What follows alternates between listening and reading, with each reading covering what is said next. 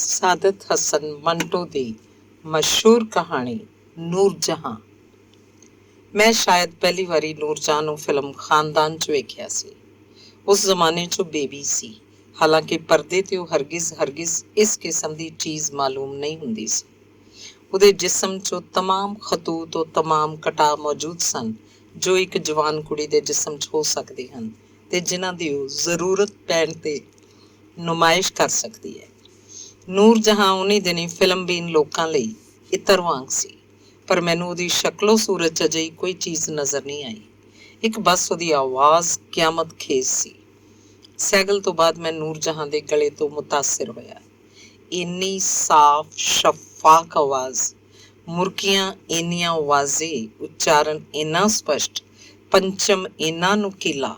ਮੈਂ ਸੋਚਿਆ ਜੇਕਰ ਇਹ ਕੁੜੀ ਚਾਹੇ ਤਾਂ ਘੰਟਿਆਂ ਬੱਧੀ ਇੱਕ ਸੁਰ ਤੇ ਖੜੀ ਰਹਿ ਸਕਦੀ ਹੈ, ਉਸੇ ਤਰ੍ਹਾਂ ਜਿਸ ਤਰ੍ਹਾਂ ਬਾਜ਼ੀਗਰ ਤਣੇ ਹੋਏ ਰੱਸੇ ਤੇ ਬਗੈਰ ਕਿਸੇ ਲਗਜ਼ਿਸ਼ ਦੇ ਖੜੇ ਰਹਿੰਦੇ ਹਨ।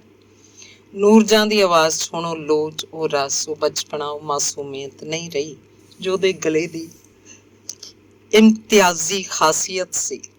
ਫਿਰ ਵੀ ਨੂਰਜਹਾਂ ਨੂਰਜਹਾਂ ਹੈ। ਲਤਾ ਮੰਗੇਸ਼ਕਰ ਦੀ ਆਵਾਜ਼ ਦਾ ਜੋ ਜਾਦੂ ਅੱਜ ਕੱਲ੍ਹ ਹਰ ਥਾਂ ਚੱਲ ਰਿਹਾ ਹੈ, ਜੇਕਰ ਕਦੇ ਨੂਰਜਹਾਂ ਦੀ ਆਵਾਜ਼ ਫਿਜ਼ਾ ਵਿੱਚ ਬੁਲੰਦ ਹੋਵੇ ਤਾਂ ਕੰਨ ਉਸ ਤੋਂ ਬੇਇਤਨਾਈ ਨਹੀਂ ਵਰਤ ਸਕਦੇ। ਨੂਰਜਹਾਂ ਦੇ ਮੁਤਲਕ ਬਹੁਤ ਘੱਟ ਲੋਕ ਜਾਣਦੇ ਹਨ ਕਿ ਉਹ ਰਾਗ ਵਿਦਿਆ ਉਨੀ ਹੀ ਜਾਣਦੀ ਹੈ ਜਿੰਨੀ ਕਿ ਕੋਈ ਉਸਤਾਦ। ਉਹ ਠੁਮਰੀ ਗਾਉਂਦੀ ਹੈ, ਖਿਆਲ ਗਾਉਂਦੀ ਹੈ, ਧਰੁਪਦ ਗਾਉਂਦੀ ਹੈ ਤੇ ਅਜਿਹਾ ਗਾਉਂਦੀ ਹੈ ਕਿ ਗਾਉਣ ਦਾ ਹੱਕ ਅਦਾ ਕਰਦੀ ਹੈ। ਸੰਗੀਤ ਦੀ ਤਾਲੀਮ ਤਾਂ ਉਹਨੇ ਯਕੀਨਨ ਹਾਸਲ ਕੀਤੀ ਸੀ, ਕਿਉਂਕਿ ਉਹ ਅਜਿਹੇ ਘਰਾਣੇ 'ਚ ਪੈਦਾ ਹੋਈ ਜਿੱਥੋਂ ਦਾ ਮਾਹੌਲ ਹੀ ਅਜਿਹਾ ਸੀ। ਪਰ ਇੱਕ ਚੀਜ਼ ਖੁਦਾ ਬਖਸ਼ ਵੀ ਹੁੰਦੀ ਹੈ।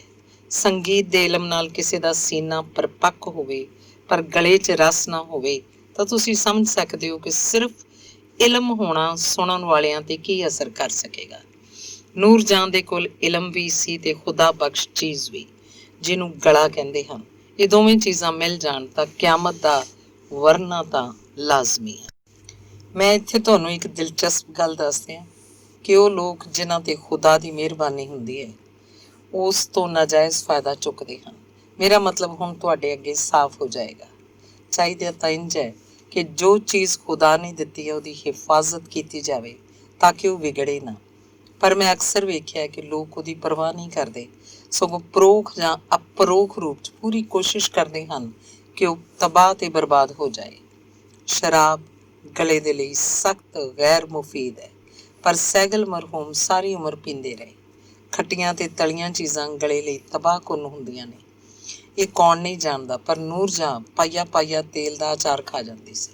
ਤੇ ਮਜ਼ੇ ਦੀ ਗੱਲ ਇਹ ਕਿ ਜਦੋਂ ਉਹਨੇ ਫਿਲਮ ਲਈ ਗਾਉਣਾ ਹੁੰਦਾ ਤਾਂ ਉਹ ਖਾਸ ehtiਮਾਮ ਨਾਲ ਪਾ ਪੱਕਾ ਅਚਾਰ ਖਾਏਗੀ, ਉਹ ਤੋਂ ਮਗਰੋਂ ਬਰਫ਼ ਦਾ ਪਾਣੀ ਪੀਏਗੀ, ਫਿਰ ਮਾਈਕ੍ਰੋਫੋਨ ਦੇ ਕੋਲ ਜਾਏਗੀ। ਉਹਦਾ ਕਹਿਣਾ ਹੈ ਇਸ ਤਰ੍ਹਾਂ ਆਵਾਜ਼ ਨਿਖਰ ਜਾਂਦੀ ਹੈ। ਇੰਝ ਆਵਾਜ਼ ਕਿਵੇਂ ਨਿਖਰਦੀ ਹੈ ਤੇ ਗਲਾ ਕਿਵੇਂ ਸਾਫ਼ ਹੁੰਦਾ ਹੈ, ਇਹਦੇ ਮੁਤਲਕ ਤਾਂ ਨੂਰਜਹਾਂ ਹੀ ਬਿਹਤਰ ਜਾਣਦੀ ਹੈ। ਵੈਸੇ ਮੈਂ ਅਸ਼ੋਕ ਕੁਮਾਰ ਨੂੰ ਵੀ ਬਰਫ਼ ਇਸਤੇਮਾਲ ਕਰਦੇ ਵੇਖਿਆ ਹੈ। ਜਦੋਂ ਉਹਨੂੰ ਗਾਉਣ ਦੀ ਸਦਾਬੰਦੀ ਕਰਨੀ ਹੁੰਦੀ ਸੀ ਉਹ ਸਾਰਾ ਵਕਤ ਬਰਫ਼ ਦੇ ਟੁਕੜੇ ਚਬਾਉਂਦਾ ਰਹਿੰਦਾ ਸੀ। ਜਦੋਂ ਤੱਕ ਰਿਕਾਰਡ ਜ਼ਿੰਦਾ ਹੈ ਸਹਿਗਲ ਮਹਿਰੂਮ ਦੀ ਆਵਾਜ਼ ਕਦੇ ਨਹੀਂ ਮਰ ਸਕਦੀ। ਇਸੇ ਤਰ੍ਹਾਂ ਨੂਰਜਹਾਂ ਦੀ ਆਵਾਜ਼ ਵੀ ਇੱਕ ਅਰਸੇ ਤੱਕ ਜ਼ਿੰਦਾ ਰਹੇਗੀ ਤੇ ਆਉਣ ਵਾਲੀਆਂ ਨਸਲਾਂ ਦੇ ਕੰਨਾਂ 'ਚ ਆਪਣਾ ਸ਼ਹਿਦ ਟਪਕਾਉਂਦੀ ਰਹੇਗੀ। ਮੈਂ ਨੂਰਜਹਾਂ ਨੂੰ ਸਿਰਫ ਪਰਦੇ ਤੇ ਵੇਖਿਆ। ਮੈਂ ਉਹਦੀ ਸ਼ਕਲੋ ਸੂਰਤ ਤੇ ਅਦਾਕਾਰੀ ਦਾ ਨਹੀਂ, ਉਹਦੀ ਆਵਾਜ਼ ਦਾ ਸ਼ੁਦਾਈ ਸਾਂ। ਉਹ ਘੱਟ ਉਮਰ ਦੀ ਸੀ, ਇਸ ਲਈ ਮੈਨੂੰ ਹੈਰਤ ਸੀ ਕਿ ਉਹ ਕਿਵੇਂ ਇੰਨੇ ਦਿਲ ਫਰੇਬ ਤਰੀਕੇ ਨਾਲ ਗਾ ਸਕਦੀ ਸੀ। ਉਨੀ ਦਿਨੀ ਦੋ ਆਦਮੀਆਂ ਦਾ ਦੌਰ ਸੀ, ਮਰਹੂਮ ਸਹਿਗਲ ਤੇ ਨੂਰਜਹਾਂ ਦਾ। ਉਂਝ ਤਾਂ ਉਨੀ ਦਿਨੀ ਖੁਰਸ਼ੀਦ ਛਾਈ ਹੋਈ ਸੀ ਤੇ ਸ਼ਮਸ਼ਾਦ ਦੇ ਚਰਚੇ ਵੀ ਸਨ, ਪਰ ਫਿਰ ਨੂਰਜਹਾਂ ਦੀ ਆਵਾਜ਼ 'ਚ ਸਭ ਦੀਆਂ ਆਵਾਜ਼ਾਂ ਦਬ ਗਈਆਂ। ਸੁਰੱਈਆ ਬਾਅਦ ਦੀ ਪੈਦਾਵਾਰ ਸੀ। ਮੈਨੂੰ ਅਫਸੋਸ ਹੈ ਕਿ ਸਹਿਗਲ ਤੇ ਸੁਰੱਈਆ ਇਕੱਠੇ ਫਿਲਮ 'ਚ ਪੇਸ਼ ਹੋਏ, ਪਰ ਸਹਿਗਲ ਤੇ ਨੂਰਜਹਾਂ ਦੋਵੇਂ ਅਲੱਗ-ਅਲੱਗ ਰਹੇ। ਪਤਾ ਨਹੀਂ ਪ੍ਰੋਡਿਊਸਰ ਦੇ ਦਿਮਾਗ 'ਚ ਕਿਉਂ ਉਹਨਾਂ ਨੂੰ ਇਕੱਠੇ ਕਰਨ ਦਾ ਖਿਆਲ ਪੈਦਾ ਨਹੀਂ ਹੋਇਆ, ਜਾਂ ਕਿਸੇ ਵਜ੍ਹਾ ਕਰਕੇ ਪ੍ਰੋਡਿਊਸਰ ਉਹਨਾਂ ਨੂੰ ਇੱਕ ਫਿਲਮ ਦੀ ਕਾਸਟ ਵਿੱਚ ਇਕੱਠਾ ਨਹੀਂ ਕਰ ਸਕੇ। ਬਹਰਹਾਲ ਮੈਨੂੰ ਇਹਦਾ ਅਫਸੋਸ ਹੈ ਤੇ ਹਮੇਸ਼ਾ ਰਹੇਗਾ। ਜੇਕਰ ਉਹ ਦੋਵੇਂ ਆਮੋ ਸਾਹਮਣੇ ਹੋ ਜਾਂਦੇ ਤਾਂ ਸੰਗੀਤ ਦੀ ਦੁਨੀਆ ਵਿੱਚ ਨਿਹਾਇਤ ਖੁਸ਼ਗਵਾਰ ਇਨਕਲਾਬ ਪੈਦਾ ਹੋ ਜਾਂਦਾ। ਨੂਰਜਹਾਂ ਨਾਲ ਮੇਰੀ ਪਹਿਲੀ ਮੁਲਾਕਾਤ ਕਿਵੇਂ ਹੋਈ, ਕਦੋਂ ਹੋਈ, ਕਿੱਥੇ ਹੋਈ, ਇੱਕ ਲੰਮੀ ਦਾਸਤਾਨ ਹੈ।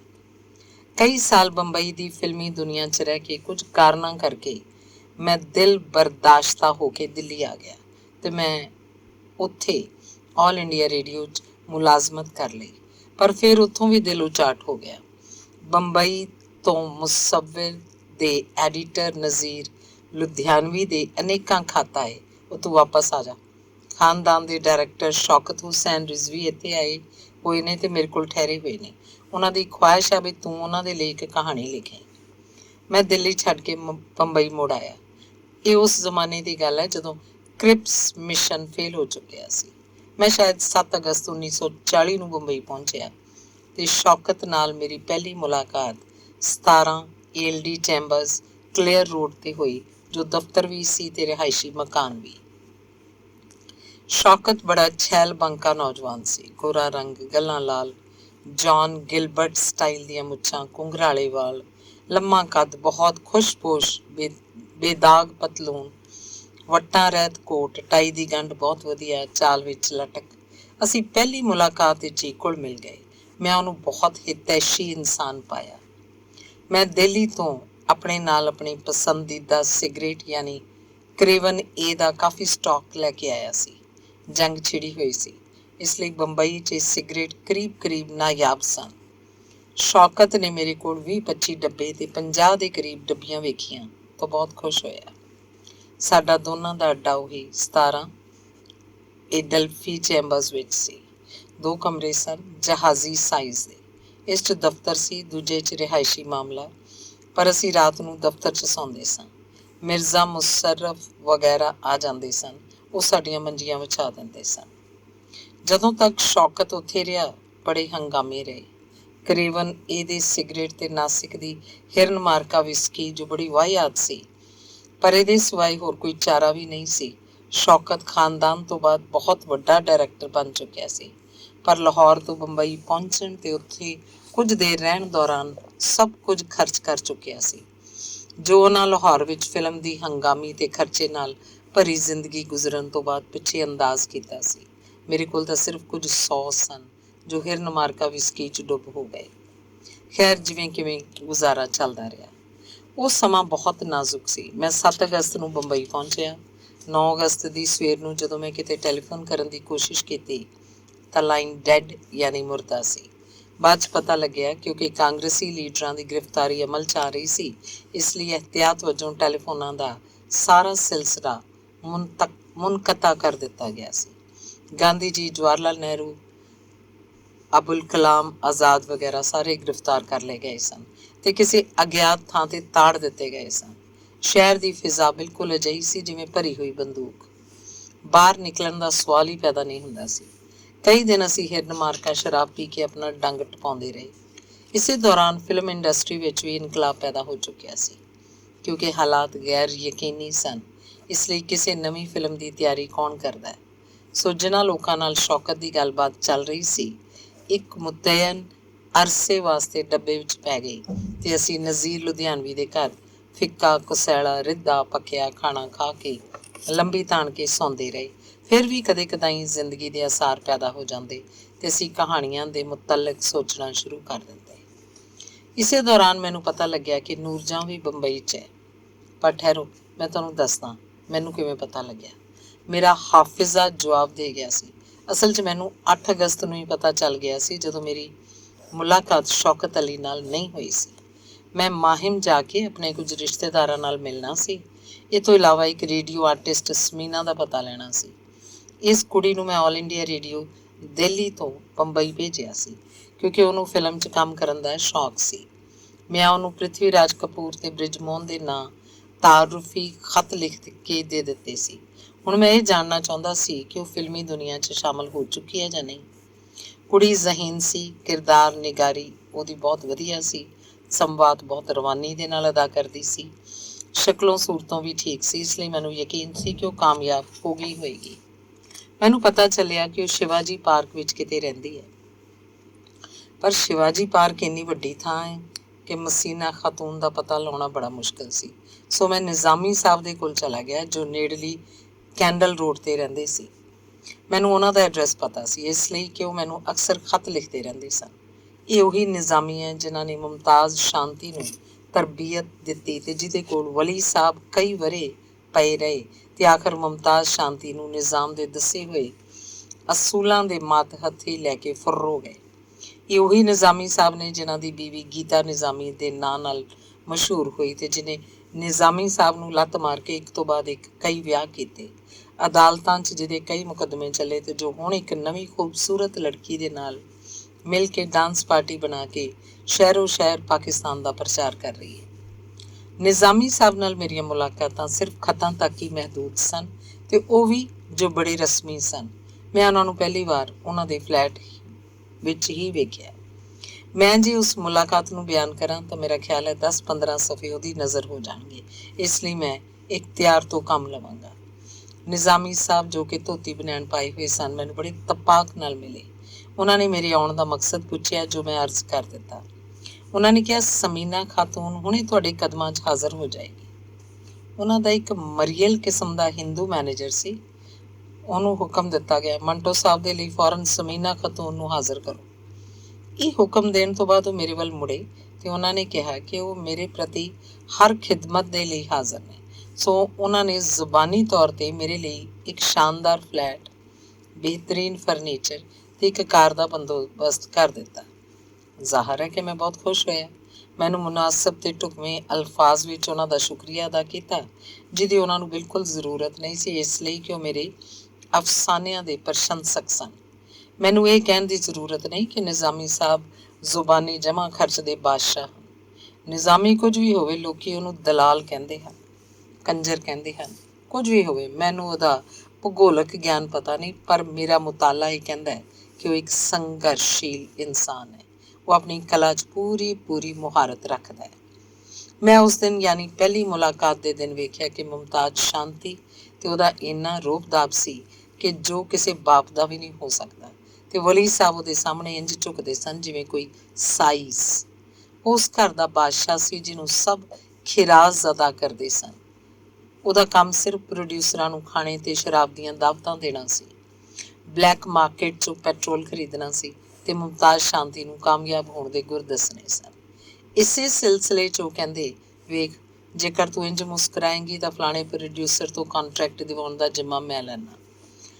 ਜੇਕਰ ਫਲਾਣੇ ਸੇਠ ਨਾਲ ਹੱਥ ਇੰਝ ਮਿਲਾਏਂਗੀ ਤਾਂ ਇਹਦਾ ਮਤਲਬ ਆ 10,000 ਰੁਪਏ ਇਸੇ ਰਾਤ ਸਾਡੀ ਜੇਬ 'ਚ ਹੋਣਗੇ। ਮੈਂ ਉੱਥੇ ਬੈਠਿਆ ਸਾਂ ਤੇ ਹੈਰਾਨ ਹੋ ਰਿਹਾ ਸਾਂ ਕਿ ਮੈਂ ਕਿਹੜੀ ਦੁਨੀਆ 'ਚ ਆ ਨਿਕਲਿਆ। ਉੱਥੇ ਹਰ ਚੀਜ਼ ਬਨੋਟੀ ਸੀ। ਨਿਜ਼ਾਮੀ ਸਾਹਿਬ ਦੇ ਹੁਕਮ ਤੇ ਵਲੀ ਸਾਹਿਬ ਉਹਦੇ ਸਲੀਪਰ ਚੁੱਕ ਕੇ ਲਿਆਏ ਤੇ ਉਹਨਾਂ ਦੇ ਕਦਮਾਂ ਤੇ ਰੱਖ ਦਿੱਤੇ। ਇਸ ਵਿੱਚ ਬਨਾਵਟ ਸੀ, ਖੁਦਾ ਦੀ ਕਸਮ ਪੂਰੀ ਤਰ੍ਹਾਂ ਬਨਾਵਟ ਸੀ। ਤੇ ਮੁਮਤਾਜ਼ ਸ਼ਾਂਤੀ ਦੂਸਰੇ ਕਮਰੇ 'ਚ ਨਿਹਾਇਤ ਮਾਮੂਲੀ ਲਿਬਾਸ 'ਚ ਖਿੜਕੀ ਦੇ ਪਰਦਿਆਂ ਲਈ ਕਿੱਲ ਠੋਕ ਰਹੀ ਸੀ ਤੇ ਨਿਜ਼ਾਮੀ ਮੈਨੂੰ ਕਹਿ ਰਿਹਾ ਸੀ, ਮੰਟੋ ਸਾਹਿਬ ਇਹ ਬੱਚੀ ਨਿਹਾਇਤ ਸਾਦਾ ਹੈ। ਫਿਲਮੀ ਲਾਈਨ 'ਚ ਰਹਿ ਕੇ ਵੀ ਇਹਨੂੰ ਆਸ-ਪਾਸ ਦੀ ਦੁਨੀਆ ਦਾ ਕੁਝ ਇਲਮ ਨਹੀਂ। ਮਰਦਾਂ ਵੱਲ ਤੱਕ ਇਹ ਨਿਗਾਹ ਚੁੱਕ ਕੇ ਵੀ ਨਹੀਂ ਵੇਖਦੀ ਤੇ ਸਭ ਮੇਰੀ ਤਰਬੀਅਤ ਦਾ ਨਤੀਜਾ ਹੈ।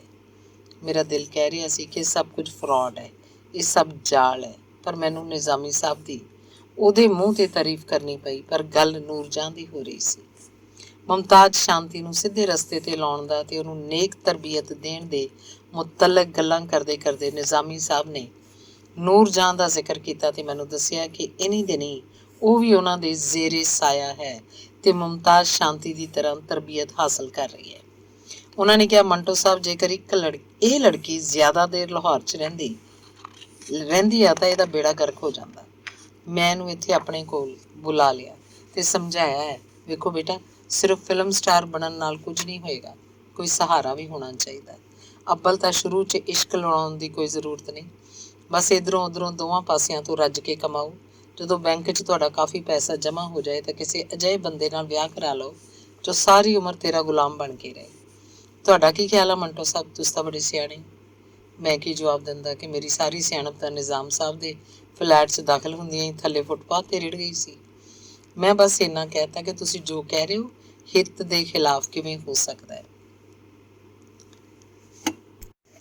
ਉਹ ਬੜੇ ਖੁਸ਼ ਹੋਏ।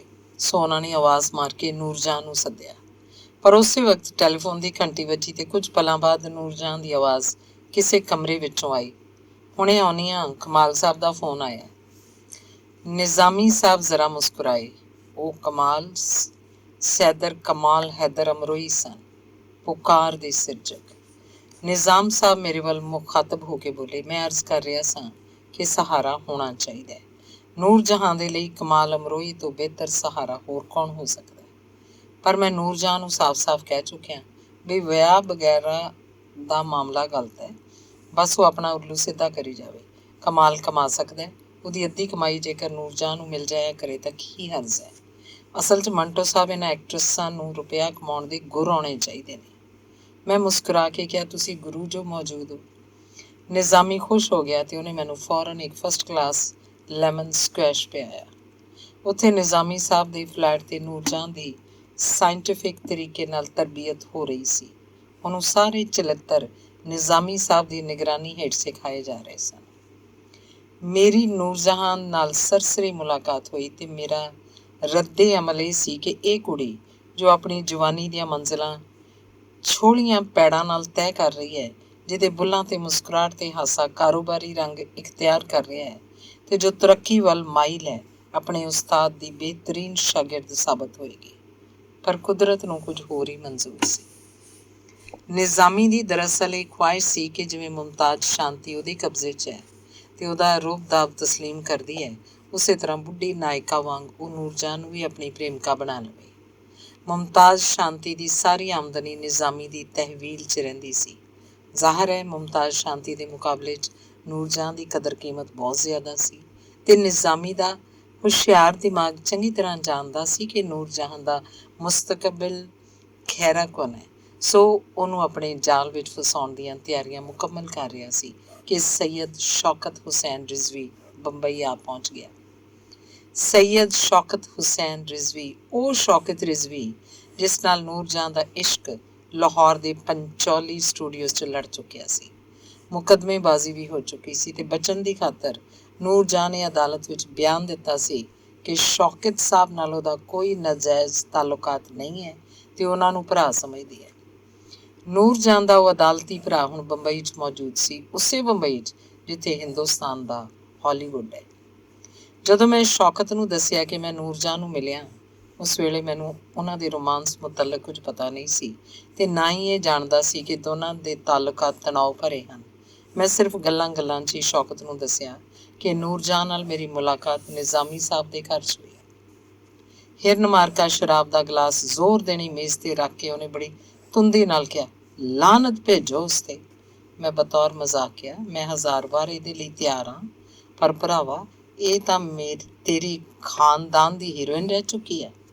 ਸ਼ੌਕਤ ਜ਼ਹੀਨ ਹੈ, ਉਹ ਫੌਰਨ ਸਮਝ ਗਿਆ ਕਿ ਮੈਂ ਲਫ਼ਜ਼ ਖਾਨਦਾਨ ਤਾਂ ਐਵੇਂ ਹੀ ਸੁੱਟਿਆ ਅਤੇ ਮੈਂ ਉਸ ਲਫ਼ਜ਼ ਨੂੰ ਦੋ ਅਰਥੀ ਇਸਤੇਮਾਲ ਕੀਤਾ ਹੈ। ਉਹ ਖਿਸਿਆ ਕੇ ਬੋਲਿਆ, ਮੰਟੋ ਤੂੰ ਬਹੁਤ ਸ਼ੈਤਾਨ ਹੈ। ਗੱਲ ਇਹ ਆ ਵੀ ਉਹਦੇ ਮੁਤਲਕ ਕੋਈ ਗੱਲ ਨਹੀਂ ਸੁਣਨਾ ਚਾਹੁੰਦਾ। ਮੈਨੂੰ ਪਤਾ ਹੈ ਉਹ ਬੰਬਈ 'ਚ ਆ, ਸਾਲੀ ਮੇਰੇ ਪਿੱਛੇ ਆਈ ਹੈ, ਪਰ ਮੈਨੂੰ ਹੁਣ ਉਸ ਨਾਲ ਕੋਈ ਸਰੋਕਾਰ ਨਹੀਂ। ਮੈਂ ਕਿਹਾ, ਮੈਂ ਸਮਝ ਰਿਹਾ ਸਾਂ ਬਈ ਤੂੰ ਉਹਦੇ ਮਗਰ ਇੱਥੇ ਆਇਆ।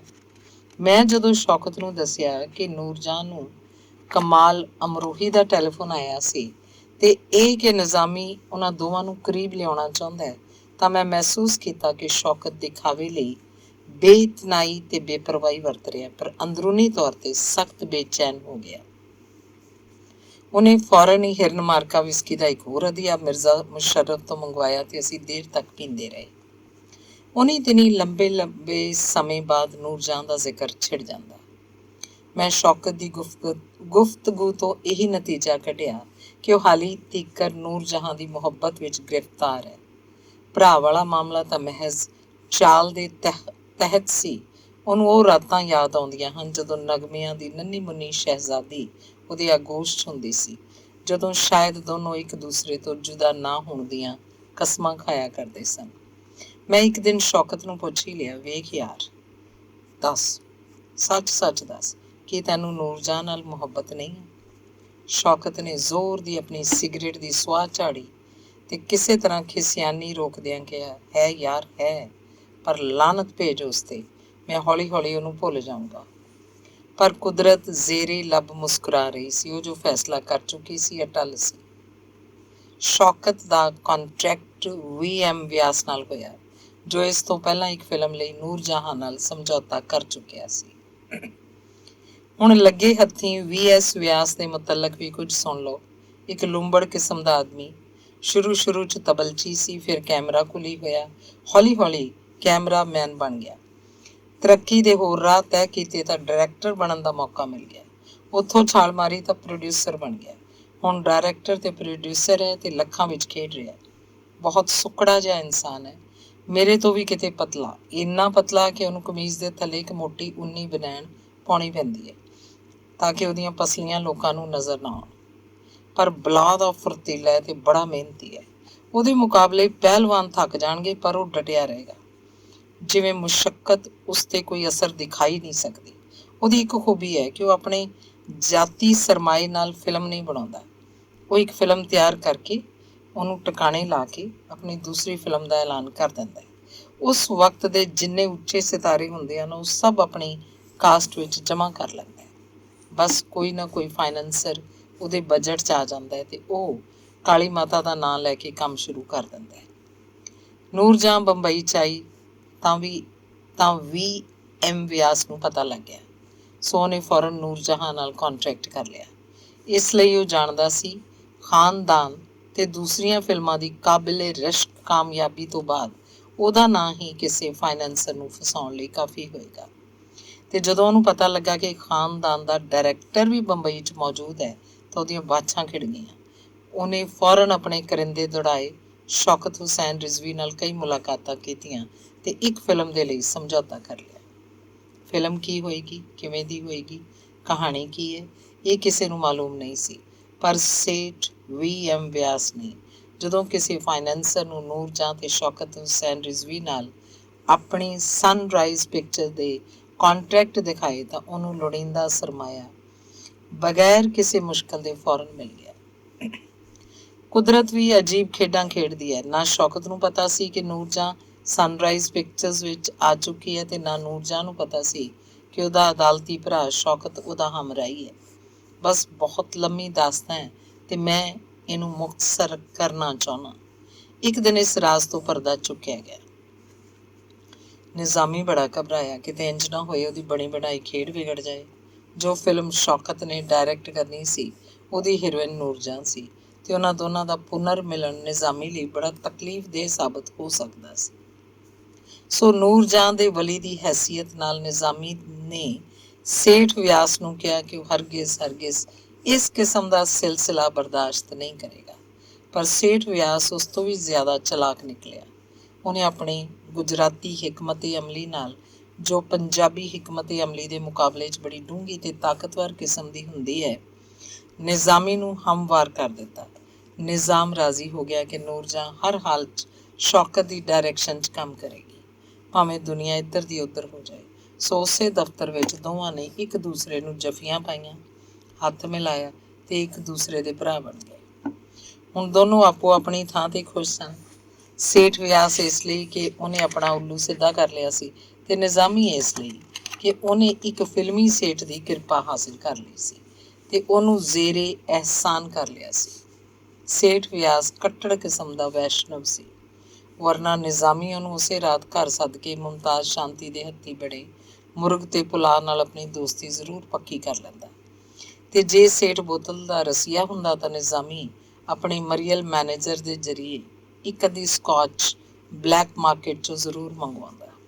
ਖੈਰ, ਗੱਲ ਪੱਕੀ ਹੋ ਗਈ ਕਿਉਂਕਿ ਨਿਜ਼ਾਮੀ ਛਾਤੀ 'ਤੇ ਹੱਥ ਰੱਖ ਕੇ ਸੇਠ ਨੂੰ ਕਹਿ ਚੁੱਕਿਆ ਸੀ, ਸੇਠ ਹੁਣ ਤੂੰ ਮੈਨੂੰ ਭਰਾ ਕਹਿ ਦਿੱਤਾ, ਮੈਂ ਤੈਨੂੰ ਵਚਨ ਦਿੰਦਾ ਬਈ ਮੀਂਹ ਜਾਵੇ ਜਾਂ ਹਨੇਰੀ, ਕੁਝ ਵੀ ਹੋ ਜਾਏ, ਤੇਰੀ ਸ਼ੂਟਿੰਗ ਹੋਏਗੀ ਤੇ ਬੇਬੀ ਨੂਰਜਹਾਂ ਵਕਤ ਤੇ ਅੱਪੜ ਜਾਵੇਗੀ।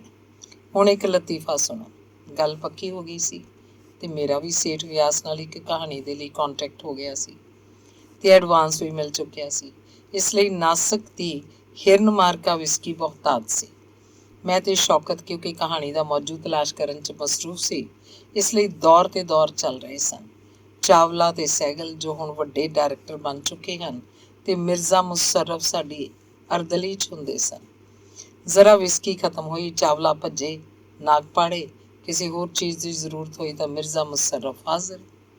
ਲਤੀਫੇ ਤੋਂ ਲਤੀਫਾ ਨਿਕਲਦਾ ਹੈ। ਮਿਰਜ਼ਾ ਮੁਸ਼ੱਰਫ ਸਾਡੇ ਨਾਲ ਹੁੰਦੇ।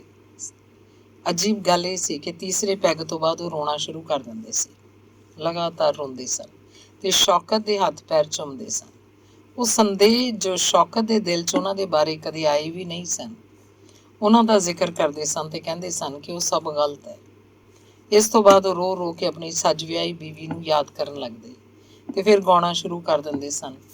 ਇਹ ਸਭ ਫਰਾਡ ਯਾਨੀ ਜਾਲ ਸੀ, ਪਰ ਫਿਲਮੀ ਦੁਨੀਆ 'ਚ ਇਸ ਤੋਂ ਇਲਾਵਾ ਹੋਰ ਹੁੰਦਾ ਵੀ ਕੀ ਹੈ। ਹੁਣ ਮੈਂ ਅਸਲ ਲਤੀਫੇ ਵੱਲ ਆਉਣਾ ਕਿ ਉਹ ਇਸ ਮਜ਼ਮੂਨ ਦਾ ਸਭ ਤੋਂ ਦਿਲਚਸਪ ਹਿੱਸਾ ਹੈ। ਸੇਠ ਵਿਆਸ ਆਪਣੀ ਫਿਲਮ ਦੀ ਸ਼ੂਟਿੰਗ ਸ਼ੁਰੂ ਕਰ ਚੁੱਕਿਆ ਸੀ। ਜੋ ਸੀਨ ਫਿਲਮਾਏ ਜਾ ਰਹੇ ਸਨ ਉਹਨਾਂ 'ਚ ਨੂਰ ਜਹਾਂ ਨਹੀਂ ਸੀ। ਦੂਸਰੇ ਲਫ਼ਜ਼ਾਂ 'ਚ ਸ਼ੌਕਤ ਤੇ ਨੂਰ ਜਹਾਂ ਦੀ ਸਹੀ ਮਾਅਨੇ 'ਚ ਅਜੇ ਤੱਕ ਮੁਲਾਕਾਤ ਨਹੀਂ ਹੋਈ ਸੀ। ਇੱਕ ਰਾਤ ਨੋਟਿਸ ਬੋਰਡ ਤੇ ਐਲਾਨ ਚਿਪਕਾ ਦਿੱਤਾ ਗਿਆ ਕਿ ਨੂਰ ਜਹਾਂ ਸੈੱਟ ਤੇ ਆ ਰਹੀ ਹੈ। ਉਹਨੂੰ ਨਿਯਮ ਪੂਰਵਕ ਕੰਪਨੀ ਤਰਫੋਂ ਮੁਤੱਲਾ ਕਰ ਦਿੱਤਾ ਗਿਆ ਸੀ।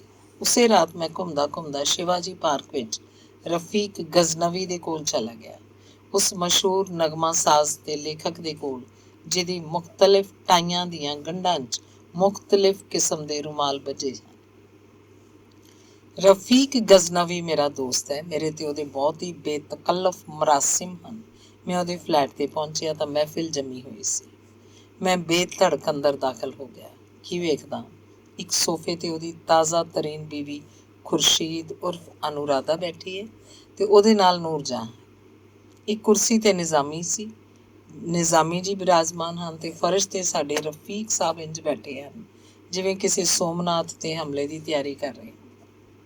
ਰਫੀਕ ਗਜ਼ਨਵੀ ਮੁਤਲਕ ਮੈਂ ਕੁਝ ਸਤਰਾਂ ਜਾਂ ਕੁਝ ਸਫ਼ਿਆਂ 'ਚ ਕੁਝ ਲਿਖ ਨਹੀਂ ਸਕਦਾ। ਉਹਦਾ ਪ੍ਰਬਲ ਕਿਰਦਾਰ ਇੰਨਾ ਵਸੀ ਹੈ ਕਿ ਉਹ 'ਤੇ ਜੇਕਰ ਕੋਈ ਮੋਟੀ ਕਿਤਾਬ ਨਹੀਂ ਤਾਂ ਇੱਕ ਤਵੀਲ ਮਜ਼ਮੂਨ ਜ਼ਰੂਰ ਹੋਣਾ ਚਾਹੀਦਾ ਹੈ। ਮੈਂ ਆਪਣੇ ਪਾਠਕਾਂ ਨਾਲ ਵਾਅਦਾ ਕਰਦਾ ਕਿ ਇਹ ਕਰਜ਼ ਇੱਕ ਨਾ ਇੱਕ ਦਿਨ ਜ਼ਰੂਰ ਚੁਕਾ ਦੇਵਾਂਗਾ। ਰਫੀਕ ਮੇਰਾ ਦੋਸਤ ਹੈ। ਮੈਂ ਜੇਕਰ ਕੱਲ੍ਹ ਨੂੰ ਮੌਤ ਦੇ ਆਗੋਸ਼ 'ਚ ਚਲਾ ਗਿਆ, ਉਹ ਵੀ ਮੇਰੇ ਤੋਂ ਕੁਝ ਦੇਰ ਬਾਅਦ ਮਰ ਗਿਆ, ਤਾਂ ਮਿੱਤਰਤਾ ਦਾ ਹੋਰ ਕੌਣ ਹੱਕ ਅਦਾ ਕਰੇਗਾ? ਕੌਣ ਇੰਨੇ ਵੱਡੇ ਲੇਖਕ ਇੰਨੇ ਦਿਲਚਸਪ ਕਿਰਦਾਰ ਦੀ ਦਾਸਤਾਨੇ ਹਯਾਤ ਬਿਆਨ ਕਰੇਗਾ? ਰੱਬ ਨੇ ਚਾਹਿਆ ਤਾਂ ਮੈਂ ਕਰਾਂਗਾ ਵਕਤ ਆਉਣ 'ਤੇ। ਖੈਰ, ਇਹ ਬਾਹਰੀ ਪ੍ਰਸੰਗ ਸੀ। ਰਫੀਕ ਜਿਵੇਂ ਸੋਮਨਾਥ ਤੇ ਆਪਣੇ ਤਾਜ਼ਾ ਤਰੀਨ ਹਮਲੇ ਦੀ ਤਿਆਰੀ ਕਰ ਰਿਹਾ ਸੀ। ਮੈਂ ਨਹੀਂ ਦੱਸ ਸਕਦਾ ਨਿਜ਼ਾਮੀ ਇਹਦੇ ਗਾਫਿਲ ਸੀ ਜਾਂ ਨਹੀਂ, ਜਾਂ ਨੂਰ ਜਹਾਂ ਨੂੰ ਉਹਦੇ ਇਰਾਦਿਆਂ ਦਾ ਇਲਮ ਸੀ, ਅੱਲਾ ਹੀ ਬਿਹਤਰ ਜਾਣਦਾ। ਮੈਂ ਹੈਰਾਨ ਸੀ ਕਿ ਉੱਧਰ ਸ਼ੂਟਿੰਗ ਸ਼ੁਰੂ ਹੋਣ ਵਾਲੀ ਹੈ ਤੇ ਇੱਧਰ ਸਕੌਚ ਦੇ ਦੌਰ ਚੱਲ ਰਹੇ ਹਨ। ਨਿਜ਼ਾਮੀ ਦੇ ਹੱਥ 'ਚ ਗਲਾਸ ਸੀ। ਨੂਰ ਜਹਾਂ ਵੀ ਹੌਲੀ ਹੌਲੀ ਖੁਸ਼ ਰੰਗ ਸ਼ਰਾਬ ਆਪਣੇ ਹੋਠਾਂ ਦੇ ਜ਼ਰੀਏ ਚੂਸ ਰਹੀ ਸੀ। ਖੁਰਸ਼ੀਦ ਉਰਫ ਅਨੁਰਾਧਾ ਤਾਂ ਖੈਰ ਪੁਖਤਾਕਾਰ ਸ਼ਰਾਬੀਆਂ ਵਾਂਗ ਘੁੱਟ ਭਰਦੀ ਸੀ। ਤੇ ਰਫੀਕ ਉਸ ਗਜ਼ਨਾਂ ਦਾ ਜਿਹਨੇ ਮਹਿਮੂਦ ਪੈਦਾ ਕੀਤਾ ਸੀ ਤੇ ਜੋ ਇੱਕ ਆਯਾਜ਼ ਮਤਲਬ ਮਹਿਮੂਦ ਗਜ਼ਨਵੀ ਦੇ ਪ੍ਰੇਮ ਪਾਤਰ ਦਾ ਨਾਂ ਦੀ ਮੁਹੱਬਤ 'ਚ ਗ੍ਰਿਫਤਾਰ ਸੀ, ਗਲਾਸ ਕਾਲੀਨ ਤੇ ਰੱਖੀ ਮਰਾਸੀਆਂ ਦੇ ਲਤੀਫੇ ਸੁਣਾ ਰਿਹਾ ਸੀ। ਮੈਂ ਜਦੋਂ ਅੰਦਰ ਦਾਖਲ ਹੋਇਆ ਤਾਂ ਉਹਨੇ ਹਸਬੇ ਆਦਤ ਇਸਤਕਬਾਲ ਦੇ ਤੌਰ ਤੇ ਇੱਕ ਭਾਰੀ ਭਰਕਮ ਗਾਲ ਆਪਣੇ ਮੂੰਹ 'ਚੋਂ ਕੱਢੀ। ਫਿਰ ਫੌਰਨ ਹੀ ਸ਼ਰੀਫਾਨਾ ਲਹਿਜ਼ਾ ਅਖਤਿਆਰ ਕਰਦਿਆਂ ਮੈਨੂੰ ਕਿਹਾ, ਆਓ ਆਓ, ਤਸ਼ਰੀਫ ਰੱਖੋ। ਫਿਰ ਨੂਰ ਜਹਾਂ ਵੱਲ ਵੇਖ ਕੇ ਉਹਨੇ ਮੈਨੂੰ ਕਿਹਾ, ਜਾਣਦਾ ਇਹਨਾਂ ਨੂੰ? ਮੈਂ ਜਵਾਬ ਦਿੱਤਾ, ਜਾਣਦਾ। ਰਫੀਕ 4 ਪੈਗ ਪੀਣ ਤੋਂ ਬਾਅਦ ਆਮ ਤੌਰ ਤੇ ਸ਼ਰਾਬੀ ਹੋ ਜਾਂਦਾ। ਹੱਕ ਲਾਉਂਦਿਆਂ ਉਹਨੇ ਮੈਨੂੰ ਕਿਹਾ, ਨਹੀਂ, ਤੂੰ ਕੁਝ ਨਹੀਂ ਜਾਣਦਾ ਮੰਟੋ। ਇਹ ਨੂਰ ਆ, ਨੂਰੇ ਜਹਾਂ, ਸਰੂਰੇ ਜਹਾਂ ਏ। ਖੁਦਾ ਦੀ ਕਸਮ ਅਜਿਹੀ ਆਵਾਜ਼ ਪਾਈਏ ਬਈ ਬਹਿਸ਼ਤ ਵਿੱਚ ਖੁਸ਼ਲਹਾਨ ਤੋਂ ਖੁਸ਼ਲਹਾਨ ਹੂਰ ਵੀ ਸੁਣੇ ਤਾਂ ਇਹਨੂੰ ਸੰਦੂਰ ਖੁਆਉਣ ਲਈ ਜ਼ਮੀਨ ਤੇ ਉਤਰ ਆਵੇ। ਮੈਂ ਜਾਣਦਾ ਸਾਂ ਉਹ ਤਾਰੀਫਾਂ ਦੇ ਪੁਲ ਕਿਉਂ ਬਣ ਰਿਹਾ। ਦਰਅਸਲ ਉਹਨਾਂ ਪੁਲਾਂ ਦੇ ਜ਼ਰੀਏ ਹੀ ਉਹ ਨੂਰ ਜਹਾਂ ਦੇ ਜਿਸਮ ਤੱਕ ਪਹੁੰਚਣਾ ਚਾਹੁੰਦਾ ਸੀ। ਮੈਂ ਮਹਿਸੂਸ ਕੀਤਾ ਕਿ ਨੂਰ ਜਹਾਂ ਨੂੰ ਰਫੀਕ 'ਚ ਕੋਈ ਦਿਲਚਸਪੀ ਨਹੀਂ ਹੈ। ਉਹਦੀਆਂ ਗੱਲਾਂ ਸੁਣਦੀ ਸੀ ਤੇ ਉਹਨੂੰ ਖੁਸ਼ ਕਰਨ ਲਈ ਇੱਕ ਮਸਨੂਈ ਮੁਸਕਾਨ ਆਪਣੇ ਬੁੱਲ੍ਹਾਂ ਤੇ ਖਿਲਾਰ ਲੈਂਦੀ ਸੀ। ਰਫੀਕ ਅਵਲ ਦਰਜੇ ਦਾ ਕੰਜੂਸ ਹੈ, ਪਰ ਉਸ ਦਿਨ ਉਹਨੇ ਗੈਰ ਮਾਮੂਲੀ ਦਾਨਸ਼ੀਲਤਾ ਦਾ ਮੁਜ਼ਾਹਰਾ ਕੀਤਾ। ਉਹਨੇ ਬੋਤਲ 'ਚੋਂ ਮੈਨੂੰ ਇੱਕ ਬਹੁਤ ਵੱਡਾ ਪੈਗ ਪੇਸ਼ ਕੀਤਾ ਤੇ ਇਸਰਾਰ ਕੀਤਾ ਕਿ ਮੈਂ ਉਹਨੂੰ ਇੱਕ ਹੀ ਵਾਰ 'ਚ ਖ਼ਤਮ ਕਰ ਦੇਵਾਂ ਤਾਂ ਕਿ ਇੱਕ ਦੂਸਰਾ ਵੀ ਰਹੇ। ਸਭ ਪੀ ਰਹੇ ਸਨ। ਨੂਰ ਜਹਾਂ ਦਾ ਪੈਗ ਬਹੁਤ ਹਲਕਾ ਸੀ, ਜਿਹਨੂੰ ਉਹ ਹੌਲੀ ਹੌਲੀ ਬੁੱਲ੍ਹਾਂ ਦੇ ਜ਼ਰੀਏ ਚੂਸ ਰਹੀ ਸੀ, ਜਿਵੇਂ ਮੱਖੀਆਂ ਹੌਲੀ ਹੌਲੀ ਫੁੱਲਾਂ 'ਚੋਂ ਸ਼ਹਿਦ ਚੂਸਦੀਆਂ ਨੇ। ਰਫੀਕ ਗਲਾਸ ਹੱਥ 'ਚ ਫੜੀ ਨੂਰ ਜਹਾਂ ਦੀਆਂ ਤਾਰੀਫਾਂ ਦੇ ਪੁਲ ਬਣ ਰਿਹਾ ਸੀ ਕਿ ਟੈਲੀਫੋਨ ਦੀ ਘੰਟੀ ਵੱਜੀ। ਖੁਰਸ਼ੀਦ ਉਰਫ ਅਨੁਰਾਧਾ ਨੇ ਆਪਣੇ ਦੁਬਲੇ ਪਤਲੇ ਪਰ ਖੂਬਸੂਰਤ ਹੱਥਾਂ ਨਾਲ ਟੈਲੀਫੋਨ ਦਾ ਰਿਸੀਵਰ ਚੁੱਕਿਆ। ਕੰਨ ਨਾਲ ਦੂਸਰੇ ਪਾਸਿਓਂ ਦੀ ਆਵਾਜ਼ ਸੁਣੀ, ਬੇਚੈਨ ਹੋਈ ਤੇ ਫੌਰਨ ਰਿਸੀਵਰ ਦਾ ਮੂੰਹ ਬੰਦ ਕਰਕੇ ਨੂਰਜਹਾਂ ਨਾਲ ਮੁਖਾਤਿਬ ਹੋ ਕੇ ਬੋਲੀ, ਸੇਠ ਵਿਆਸ ਨੇ। ਨਿਜ਼ਾਮੀ ਨੇ ਕਿਸੇ ਕਿਸਮ ਦੀ ਪਰੇਸ਼ਾਨੀ ਦਾ ਇਜ਼ਹਾਰ ਨਾ ਕੀਤਾ ਤੇ ਕਿਹਾ, ਬੇਟਾ ਕਹਦੇ ਨੂਰਜਹਾਂ ਇੱਥੇ ਨਹੀਂ ਹੈ। ਖੁਰਸ਼ੀਦ ਉਰਫ ਅਨੁਰਾਧਾ ਨੇ ਸੇਠ ਵਿਆਸ ਨੂੰ ਮੁਨਾਸਿਬ ਸ਼ਬਦਾਂ 'ਚ ਕਹਿ ਦਿੱਤਾ ਕਿ ਨੂਰਜਹਾਂ ਉੱਥੇ ਨਹੀਂ ਹੈ। ਜਦੋਂ ਟੈਲੀਫੋਨ ਦਾ ਸਿਲਸਿਲਾ ਖਤਮ ਹੋਇਆ ਤਾਂ ਰਫੀਕ ਨੇ ਖੁਰਸ਼ੀਦ ਨੂੰ ਕਿਹਾ, ਸੈਦਾ ਜਾ ਅੰਦਰੋਂ ਹਾਰਮੋਨੀਅਮ ਲੈ ਆ, ਸੇਠ ਵਿਆਸ ਜਾਵੇ ਜਹੰਨਮ 'ਚ। ਖੁਰਸ਼ੀਦ ਅੰਦਰੋਂ ਹਾਰਮੋਨੀਅਮ ਦੀ ਪੇਟੀ ਲੈ ਆਈ। ਰਫੀਕ ਨੇ ਉਹਨੂੰ ਖੋਲ੍ਹਿਆ, ਉਹਦਾ ਢੱਕਣ ਚੁੱਕਿਆ, ਹਵਾ ਭਰ ਕੇ ਆਪਣੇ ਮਖਸੂਸ ਅੰਦਾਜ਼ 'ਚ ਇੱਕ ਸੁਰ ਛੇੜਿਆ ਤੇ ਖੁਦ ਝੂਮਣ ਲੱਗਿਆ, ਹਾਏ ਸੁਭਾਨ ਅੱਲਾ, ਵਾਹ। ਦੇਰ ਤੱਕ ਮੁਖਤਲਿਫ ਸੁਰਾਂ ਨੂੰ ਛੇੜ ਕੇ ਹਾਏ ਸੁਭਾਨ ਅੱਲਾ ਤੇ ਵਾਹ ਵਾਹ ਕਰਦਾ ਰਿਹਾ। ਮੇਰਾ ਖਿਆਲ ਹੈ ਰਫੀਕ ਤੇ ਅੱਲਾਮਾ ਇਕਬਾਲ ਦਾ ਇਹ ਮਿਸਰਾ ਸਾਦਿਕ ਆਉਂਦਾ ਹੈ, ਦੇਤੇ ਹੈ ਸਰੂਰ ਅਵਲ ਲਾਤੇ ਹੈ ਸ਼ਰਾਬ ਆਖਿਰ।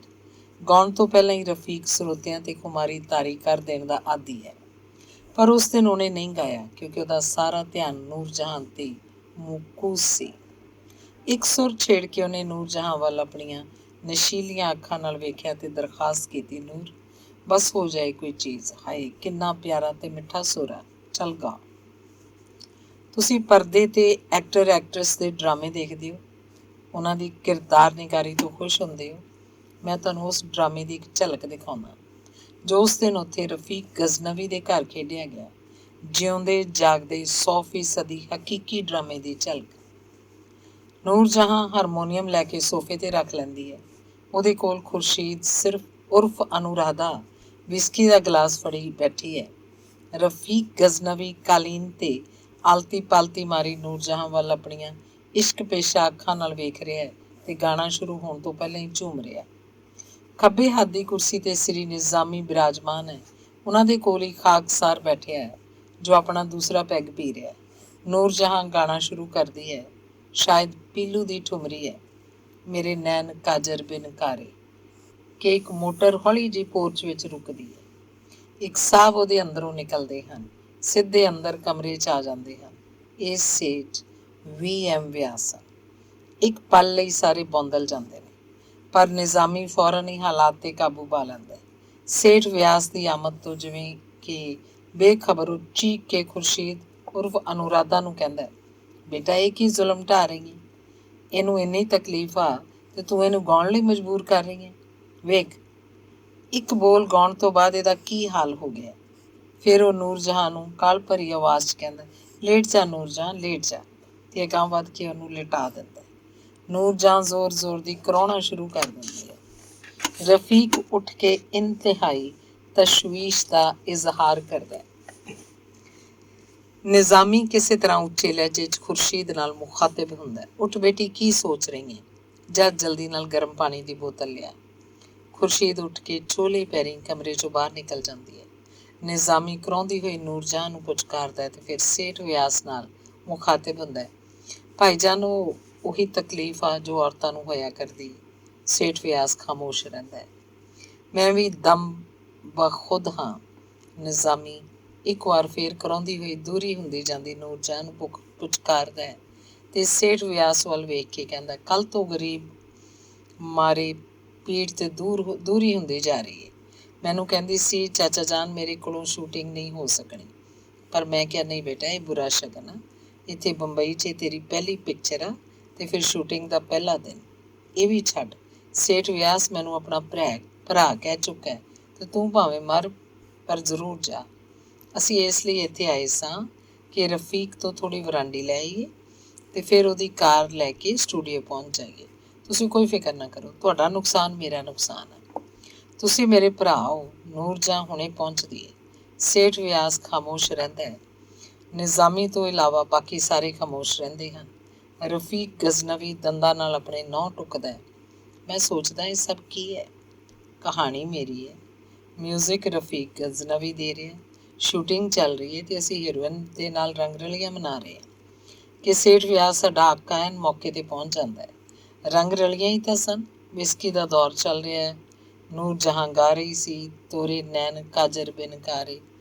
ਚੰਗਾ ਭਲਾ ਮੁਜਰਾ ਹੋ ਰਿਹਾ ਸੀ। ਨਿਜ਼ਾਮੀ ਆਪਣੇ ਮਖਸੂਸ ਅੰਦਾਜ਼ 'ਚ ਸੇਠ ਵਿਆਸ ਨਾਲ ਕੁਝ ਗੱਲਾਂ ਹੋਰ ਕਰਦਾ ਹੈ ਤੇ ਯਕੀਨ ਦਿਵਾਉਂਦਾ ਹੈ ਕਿ ਜਦੋਂ ਦੋਵੇਂ ਇੱਕ ਦੂਸਰੇ ਨੂੰ ਭਰਾ ਕਹਿ ਚੁੱਕੇ ਹਨ ਤਾਂ ਫਿਰ ਕਿਸੇ ਕਿਸਮ ਦੀ ਸ਼ੱਕ ਸ਼ੁਬਾ ਦੀ ਗੁੰਜਾਇਸ਼ ਹੀ ਨਹੀਂ ਰਹਿੰਦੀ। ਉਦੋਂ ਖੁਰਸ਼ੀਦ ਗਰਮ ਪਾਣੀ ਦੀ ਬੋਤਲ ਲੈ ਕੇ ਆ ਜਾਂਦੀ ਹੈ, ਜੋ ਨੂਰ ਜਹਾਂ ਦੇ ਢਿੱਡ ਤੇ ਰੱਖ ਦਿੱਤੀ ਜਾਂਦੀ ਹੈ। ਨੂਰ ਜਹਾਂ ਕੁਝ ਸੁੱਖ ਦਾ ਸਾਹ ਲੈਂਦੀ ਹੈ। ਹੁਣ ਨਿਜ਼ਾਮੀ ਫਿਰ ਸੇਠ ਵਿਆਸ ਨਾਲ, ਜੋ ਹੌਲ ਦਾ ਅੱਬਾ ਬਣਿਆ ਖੜਾ ਹੈ, ਕਹਿੰਦਾ ਹੈ, ਤੁਸੀਂ ਤਸ਼ਰੀਫ ਲੈ ਚਲੋ, ਮੈਂ ਤੇ ਰਫੀਕ ਥੋੜ੍ਹੀ ਦੇਰ 'ਚ ਹੀ ਨੂਰ ਜਹਾਂ ਨੂੰ ਨਾਲ ਲੈ ਕੇ ਆਉਂਦੇ ਹਾਂ। ਮੇਰਾ ਖਿਆਲ ਹੈ ਖੁਰਸ਼ੀਦ ਵੀ ਨਾਲ ਚੱਲੇ। ਔਰਤਾਂ ਦੇ ਸਾਰੇ ਮਾਮਲੇ ਜਾਣਦੀਆਂ ਨੇ। ਸੇਠ ਵਿਆਸ ਆਪਣੀ ਟੋਪੀ ਠੀਕ ਕਰਦਾ ਹੋਇਆ ਚਲਾ ਜਾਂਦਾ ਹੈ। ਇਹ ਸੀ ਜਿਉਂਦੇ ਜਾਗਦੇ 100% ਹਕੀਕੀ ਡਰਾਮੇ ਦੀ ਝਲਕ। ਸੇਠ VM ਵਿਆਸ ਦੇ ਜਾਂਦਿਆਂ ਹੀ ਸਭ ਦੀ ਜਾਨ 'ਚ ਜਾਨ ਆਈ। ਨੂਰਜਹਾਂ ਨੇ ਗਰਮ ਪਾਣੀ ਦੀ ਬੋਤਲ ਪਾਸੇ ਕੀਤੀ ਤੇ ਨਿਜ਼ਾਮੀ ਨੂੰ ਕਿਹਾ, ਨਿਜ਼ਾਮੀ ਚਾਚਾ, ਤੁਸੀਂ ਤਾਂ ਕਿਹਾ ਸੀ ਨਾ ਜਾਵੇ। ਨਿਜ਼ਾਮੀ ਸੰਜੀਦਾ ਹੋ ਗਿਆ, ਬੇਟਾ ਉਹ ਮੈਂ ਤੇਰੇ ਭਲੇ ਦੇ ਲਈ ਕਿਹਾ ਸੀ। ਪਹਿਲੇ ਹੀ ਦਿਨ ਆਦਮੀ ਸ਼ੂਟਿੰਗ 'ਤੇ ਚਲਿਆ ਜਾਵੇ ਤੇ ਪ੍ਰੋਡਿਊਸਰ ਦੇ ਫੇਰੇ ਨਾ ਲਵਾਏ ਤਾਂ ਉਸ ਸਿਰ 'ਤੇ ਸਵਾਰ ਹੋ ਜਾਂਦਾ ਹੈ। ਆਪਣੀ ਮੁਮਤਾਜ਼ ਤੋਂ ਹੀ ਪੁੱਛ ਵੇਖ, ਜਦੋਂ ਤੱਕ ਸਟੂਡੀਓ ਤੋਂ ਗੱਡੀ ਨਾ ਆਵੇ ਮਜਾਲ ਹੈ ਜੇ ਉਹ ਸ਼ੂਟਿੰਗ 'ਤੇ ਜਾਵੇ, ਤੇ ਜਦੋਂ ਗੱਡੀ ਆਉਂਦੀ ਏ ਤੇ ਮੈਂ ਉਹਨੂੰ ਘੱਟੋ ਘੱਟ 1 ਘੰਟਾ ਥੱਲੇ ਖੜੀ ਰੱਖਦਾ। ਰਾਏ ਬਹਾਦਰ, ਚੁੰਨੀ ਲਾਲ ਮੇਰੇ ਇੰਨੇ ਚੰਗੇ ਦੋਸਤ ਨੇ, ਪਰ ਮੈਂ ਉਹਨਾਂ ਦੀ ਵੀ ਕੋਈ ਪਰਵਾਹ ਨਹੀਂ ਕਰਦਾ। ਕਈ ਵਾਰੀ ਤਾਂ ਇੰਜ ਵੀ ਹੋਇਆ ਕਿ ਉਹ ਆਪਣੀ ਗੱਡੀ 'ਚ ਮੁਮਤਾਜ਼ ਨੂੰ ਲੈਣ ਆਏ। ਖੈਰ ਹੁਣ ਸਭ ਠੀਕ ਹੈ। ਉਹ ਖੁਦ ਆਇਆ ਇੱਥੇ ਚੱਲ ਕੇ, ਤੇ ਤੂੰ ਬਿਮਾਰ ਹੈ ਤੇ ਬਿਮਾਰੀ ਦੀ ਹਾਲਤ 'ਚ ਜਾ ਰਹੀ ਹੈ। ਸੇਠ ਵਿਆਸ ਨੂੰ ਤੇਰਾ ਖਿਆਲ ਰਹੂਗਾ। ਇਸ ਤੋਂ ਮਗਰੋਂ ਨਿਜ਼ਾਮੀ ਨੇ ਕੁਝ ਦੇਰ ਹੋਰ ਪ੍ਰੋਡਿਊਸਰ ਤੇ ਆਰਟਿਸਟ ਦੇ ਆਪਸੀ ਰਿਸ਼ਤੇ ਦੀਆਂ ਬਰੀਕੀਆਂ ਬਿਆਨ ਕੀਤੀਆਂ ਤੇ ਉਹ ਤਮਾਮ ਗੁਰ ਦੱਸੇ ਜੋ ਆਰਟਿਸਟ ਨੂੰ ਵਰਤਣੇ ਚਾਹੀਦੇ ਨੇ। ਫਿਰ ਗੁਫ਼ਤਗੂ ਹੌਲੀ ਹੌਲੀ ਸ਼ੌਕਤ ਹੁਸੈਨ ਰਿਜ਼ਵੀ ਵੱਲ ਮੁੜ ਗਈ। ਨਿਜ਼ਾਮੀ ਆਪਣੀਆਂ ਗੱਲਾਂ ਨਾਲ ਜ਼ਬਰਦਸਤੀ ਨੂਰਜਹਾਂ ਦੇ ਦਿਲੋਂ ਦਿਮਾਗ 'ਚ ਇਹ ਖਿਆਲ ਵਾੜਨਾ ਚਾਹੁੰਦਾ ਸੀ ਕਿ ਹੁਣ ਉਹਦਾ ਸ਼ੌਕਤ ਨਾਲ ਕੋਈ ਸਰੋਕਾਰ ਨਹੀਂ। ਉਹਦਾ ਦਿਲ 'ਚ ਹੁਣ ਸ਼ੌਕਤ ਲਈ ਕੋਈ ਥਾਂ ਨਹੀਂ ਤੇ ਇਹੀ ਕਿ ਉਹਨੂੰ ਉਹੀ ਰਸਤਾ ਅਖਤਿਆਰ ਕਰਨਾ ਚਾਹੀਦਾ ਜਿਸ 'ਤੇ ਮੁਮਤਾਜ਼ ਸ਼ਾਂਤੀ ਉਹਦੀ ਹਦਾਇਤ ਦੇ ਮੁਤਾਬਕ ਇੰਨੇ ਸਮੇਂ ਤੋਂ ਚੱਲ ਰਹੀ ਹੈ ਤੇ ਇੰਨਾ ਨਾਂ 'ਤੇ ਪੈਸਾ ਕਮਾ ਚੁੱਕੀ ਹੈ। ਹੁਣ ਉਸ ਗੁਫ਼ਤਗੂ ਵਿੱਚ ਮੈਨੂੰ ਵੀ ਹਿੱਸਾ ਲੈਣਾ ਪਿਆ ਕਿ ਸ਼ੌਕਤ ਨਾਲ ਮੇਰੀ ਚੰਗੀ ਭਲੀ ਦੋਸਤੀ ਹੋ ਗਈ ਸੀ ਤੇ ਉਹ ਮੇਰੇ ਨਾਲ ਇਸ ਗੱਲ ਦਾ ਇਕਬਾਲ ਵੀ ਕਰ ਚੁੱਕਿਆ ਸੀ ਕਿ ਉਹਨੂੰ ਨੂਰ ਜਹਾਂ ਨਾਲ ਮੁਹੱਬਤ ਹੈ। ਫਿਰ ਮਿਰਜ਼ਾ ਮੁਸ਼ੱਰਫ ਦੇ ਜ਼ਰੀਏ ਉਹਦਾ ਜੋ ਸਿਲਸਿਲਾ ਜਾਰੀ ਸੀ, ਉਹ ਤੋਂ ਪੂਰੀ ਤਰ੍ਹਾਂ ਇਹੀ ਸਾਬਿਤ ਹੁੰਦਾ ਸੀ ਕਿ ਉਹ ਦੂਸਰੀਆਂ ਔਰਤਾਂ ਦੀ ਆਗੋਸ਼ 'ਚ ਨੂਰ ਜਹਾਂ ਦੀ ਯਾਦ ਨੂੰ ਦਫਨ ਕਰਨਾ ਚਾਹੁੰਦਾ ਹੈ ਤੇ ਹਿਰਨ ਮਾਰਕਾ ਜਿਹੀ 3rd ਕਲਾਸ ਵਿਸਕੀ ਨਾਲ ਆਪਣਾ ਗਮ ਗਲਤ ਕਰਨ ਦੀ ਕੋਸ਼ਿਸ਼ ਕਰ ਰਿਹਾ ਹੈ। ਅਸਲ 'ਚ ਸ਼ੌਕਤ ਘੜੀ ਸਾਜ਼ ਸੀ ਤੇ ਆਪਣੀ ਕਲਾ 'ਚ ਪੂਰੀ ਨਿਪੁੰਨਤਾ ਰੱਖਦਾ ਸੀ, ਇਸ ਲਈ ਕਿ ਉਹ ਹਰ ਸ਼ੈ ਦੀ ਨੋਕ ਪਲਕ ਦਰੁਸਤ ਕਰਦਾ ਰਹਿੰਦਾ ਸੀ। ਉਹਦੀ ਤਬੀਅਤ ਕਿਸੇ ਉਖੜੇ ਹੋਏ ਪੁਰਜੇ, ਕਿਸੇ ਟੇਢੇ ਕਿੱਲ, ਕਿਸੇ ਗਲਤ ਸਮਾਂ ਦੇਣ ਵਾਲੀ ਘੜੀ, ਕੱਪੜੇ 'ਤੇ ਪਏ ਕਿਸੇ ਵੱਟ ਨੂੰ ਬਰਦਾਸ਼ਤ ਨਹੀਂ ਕਰ ਸਕਦੀ।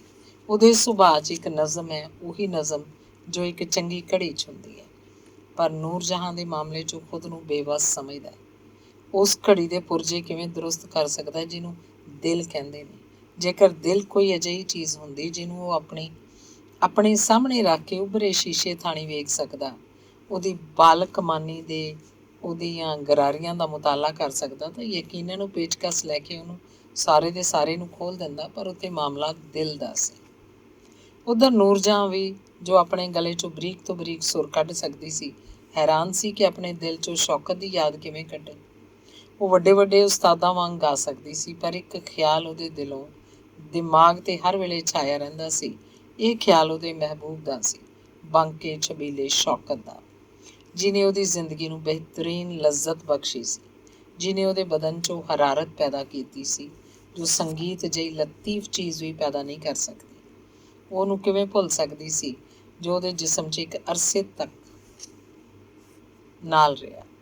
ਸ਼ੌਕਤ ਦੇ ਮੁਤਲਕ ਗੁਫ਼ਤਗੂ ਸ਼ੁਰੂ ਹੋਈ ਤੇ ਜਦੋਂ ਨੂਰਜਹਾਂ ਨੇ ਉਪਰੇ ਦਿਲੋਂ ਉਹਦੇ ਲਈ ਆਪਣੀ ਨਫ਼ਰਤ ਦਾ ਇਜ਼ਹਾਰ ਕੀਤਾ ਤਾਂ ਮੇਰੇ ਤੋਂ ਰਿਹਾ ਨਾ ਗਿਆ। ਮੈਂ ਉਹਨੂੰ ਕਿਹਾ, ਨੂਰਜਹਾਂ, ਜੋ ਕੁਝ ਵੀ ਤੂੰ ਕਿਹਾ ਸਭ ਬਕਵਾਸ ਹੈ ਤੇ ਖੁਦਾ ਦੀ ਸਹੁੰ ਉਹ ਤੇਰੇ ਦਿਲ 'ਚੋਂ ਨਹੀਂ ਨਿਕਲਿਆ। ਤੁਸੀਂ ਦੋਵੇਂ ਇੱਕ ਦੂਜੇ 'ਤੇ ਮਰਦੇ ਹੋ, ਪਰ ਤੁਸੀਂ ਦੋਵੇਂ ਖੁਦ ਫਰੇਬ ਹੋ। ਅਜੇ ਕੱਲ੍ਹ ਹੀ ਮੁਸੱਵਰ ਦੇ ਦਫ਼ਤਰ 'ਚ ਤੇਰੀ ਗੱਲ ਹੋ ਰਹੀ ਸੀ। ਕੱਲ੍ਹ ਸ਼ਾਮ ਕੀ, ਹਰ ਸ਼ਾਮ ਜਦੋਂ ਮੈਂ ਤੇ ਸ਼ੌਕਤ ਪੀਣਾ ਸ਼ੁਰੂ ਕਰਦੇ ਹਾਂ, ਉਹ ਕਿਸੇ ਨਾ ਕਿਸੇ ਬਹਾਨੇ ਤੇਰੀ ਗੱਲ ਛੇੜ ਦਿੰਦਾ, ਫਿਰ ਖੁਦ ਹੀ ਕਹਿੰਦਾ ਉਹਦੀ ਗੱਲ ਨਾ ਕਰ, ਇਹੀ ਹਾਲ ਤੇਰਾ। ਮੈਂ ਤੇਰੀ ਯਾਦ 'ਚ ਸ਼ੌਕਤ ਦੀਆਂ ਅੱਖਾਂ 'ਚ ਹੰਝੂ ਵੀ ਵੇਖੇ ਨੇ, ਤੇ ਮੈਂ ਤੈਨੂੰ ਇਹ ਵੀ ਦੱਸ ਦਿਆਂ ਕਿ ਜੇਕਰ ਉਹ ਤੇਰੇ ਤੋਂ ਦੂਰ ਰਿਹਾ ਤਾਂ ਉਹ ਆਪਣੀ ਜਵਾਨੀ ਤੇ ਆਪਣੀ ਸਿਹਤ ਤਬਾਹ ਕਰ ਲਏਗਾ। ਉਹ ਤੇਰੇ ਬਗੈਰ ਜਿੰਦਾ ਨਹੀਂ ਰਹਿ ਸਕਦਾ। ਪਤਾ ਨਹੀਂ ਤੂੰ ਉੱਤੇ ਕੀ ਜਾਦੂ ਫੂਕ ਰੱਖਿਆ। ਨੂਰਜਹਾਂ ਤੇ ਬੇਚੈਨੀ ਜੀ ਛਾ ਗਈ। ਮੈਂ ਫੇਰ ਕਹਿਣਾ ਸ਼ੁਰੂ ਕੀਤਾ, ਨੂਰਜਹਾਂ, ਖੁਦ ਫਰੇਬੀ ਤੋਂ ਕੰਮ ਨਾ ਲੈ। ਮੈਂ ਮੰਨਦਾ ਬਈ ਨਿਜ਼ਾਮੀ ਸਾਹਿਬ ਬੜੇ ਜਹਾਂਦੀਦਾ ਆਦਮੀ ਨੇ, ਪਰ ਇਸ਼ਕ ਮੁਹੱਬਤ ਵਿੱਚ ਉਹ ਗੁਰ ਕਦੇ ਨਹੀਂ ਚੱਲਦੇ ਜੋ ਜ਼ਿੰਦਗੀ ਦੇ ਦੂਸਰੇ ਬਾਜ਼ਾਰਾਂ 'ਚ ਚੱਲਦੇ ਨੇ। ਇਹ ਸਭ ਖੋਟੇ ਸਿੱਕੇ ਨੇ। ਮੈਂ ਇੱਕਦਮ ਨਿਜ਼ਾਮੀ ਸਾਹਿਬ ਨਾਲ ਮੁਖਾਤਿਬ ਹੋ ਕੇ ਕਿਹਾ, ਕਿਉਂ ਨਿਜ਼ਾਮੀ ਸਾਹਿਬ, ਕੀ ਇਹ ਝੂਠਾ?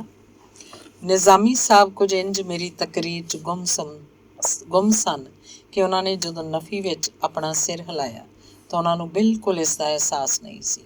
ਫਿਰ ਜਦੋਂ ਇੱਕ ਧੱਕੇ ਦੇ ਨਾਲ ਉਹਨਾਂ ਨੂੰ ਆਪਣੀ ਗਲਤੀ ਦਾ ਅਹਿਸਾਸ ਹੋਇਆ ਤਾਂ ਮੈਂ ਬਹੁਤ ਅੱਗੇ ਨਿਕਲ ਚੁੱਕਿਆ ਸੀ। ਮੈਂ ਨੂਰਜਹਾਂ ਨੂੰ, ਜਿਹਦੀਆਂ ਅੱਖਾਂ ਵਿੱਚ ਹੁਣ ਹੰਝੂ ਤੈਰ ਰਹੇ ਸਨ, ਕਹਿ ਰਿਹਾ ਸੀ, ਤੁਸੀਂ ਦੋਨੋਂ ਬੇਵਕੂਫ ਹੋ। ਇੱਕ ਦੂਸਰੇ ਨਾਲ ਮੁਹੱਬਤ ਕਰਦੇ ਹੋ ਪਰ ਉਹਨੂੰ ਲੁਕਾਈ ਫਿਰਦੇ ਹੋ। ਕਿਹਨਾਂ ਕੋਲੋਂ? ਇਹ ਦੁਨੀਆ ਤਾਂ ਮਾਫ਼ ਕਰਨਾ ਨੂਰਜਹਾਂ, ਕਿਸੇ ਨੂੰ ਵੀ ਮੁਹੱਬਤ ਕਰਦੇ ਹੋਏ ਦੇਖ ਨਹੀਂ ਸਕਦੀ। ਪਰ ਇਹਦਾ ਇਹ ਮਤਲਬ ਤਾਂ ਨਹੀਂ ਕਿ ਲੋਕੀ ਮੁਹੱਬਤ ਕਰਨੀ ਛੱਡ ਦੇਣ।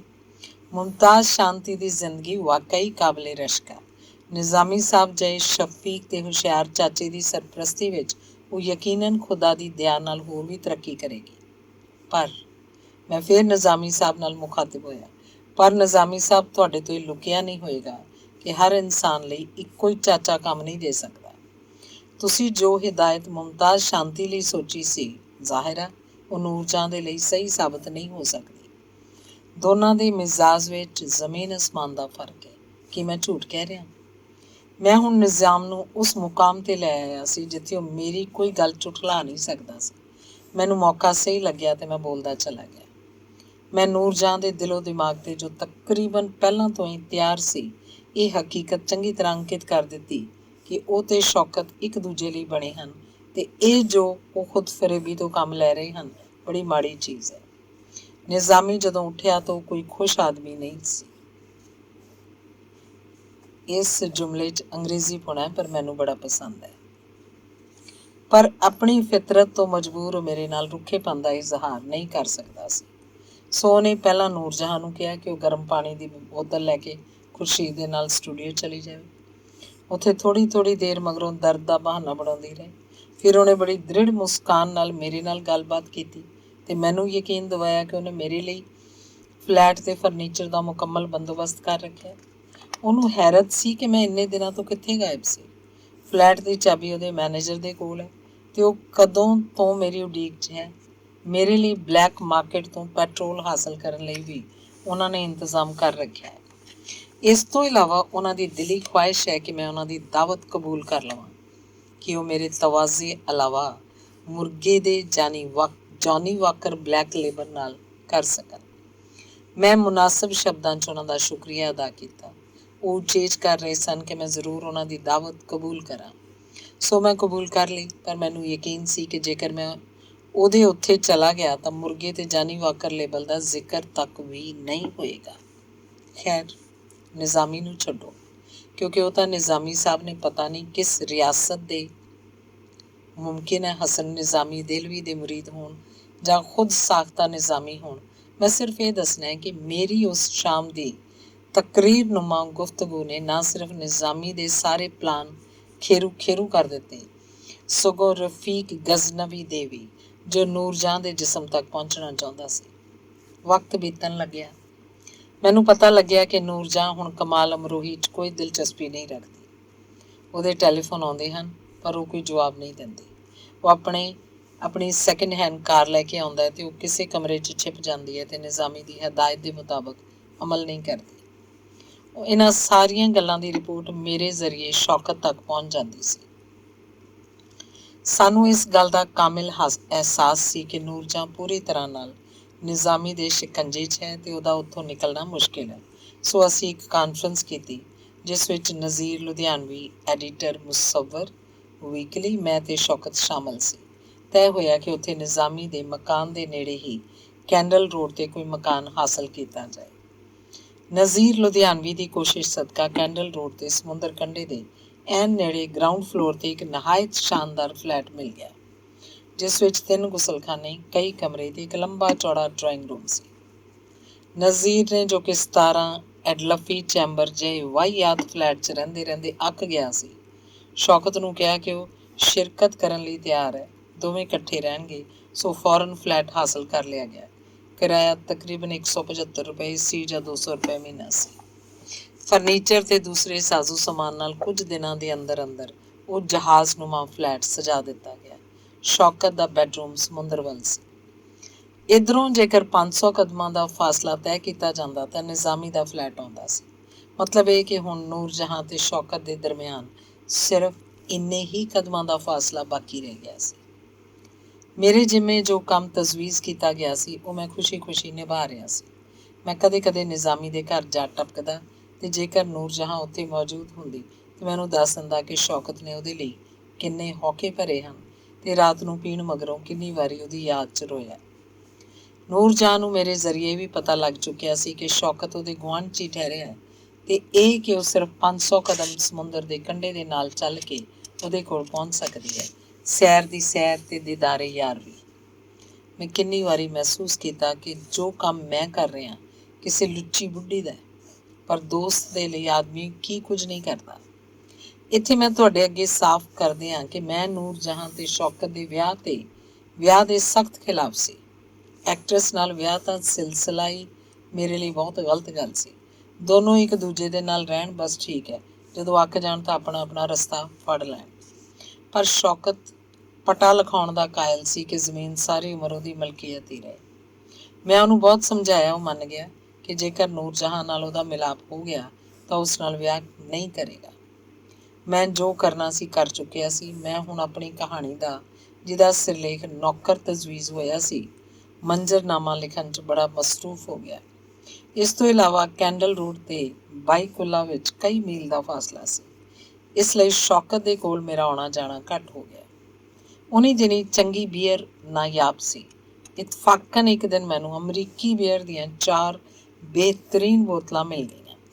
ਮੈਂ ਬੋਤਲਾਂ ਨਾਲ ਲੈ ਕੇ ਕੈਂਡਲ ਰੋਡ ਪਹੁੰਚਿਆ। ਸਵੇਰ ਦਾ ਸਮਾਂ ਸੀ ਤੇ ਮੈਂ ਚਾਹੁੰਦਾ ਸੀ ਕਿ ਉਹ ਤਰਲ ਨਾਸ਼ਤੇ ਤੋਂ ਸ਼ੁਰੂ ਕੀਤਾ ਜਾਏ। ਜਦੋਂ ਉੱਥੇ ਪਹੁੰਚਿਆ ਤੇ ਵੇਖਿਆ ਫਲੈਟ ਸੁੰਨਸਾਨ ਹੈ। ਨਜ਼ੀਰ ਲੁਧਿਆਣਵੀ ਨਹਾ ਧੋ ਕੇ ਨਾਸ਼ਤਾ ਕਰਕੇ ਦਫ਼ਤਰ ਰਵਾਨਾ ਹੋ ਚੁੱਕਿਆ ਤੇ ਸ਼ੌਕਤ ਸੌਂ ਰਿਹਾ।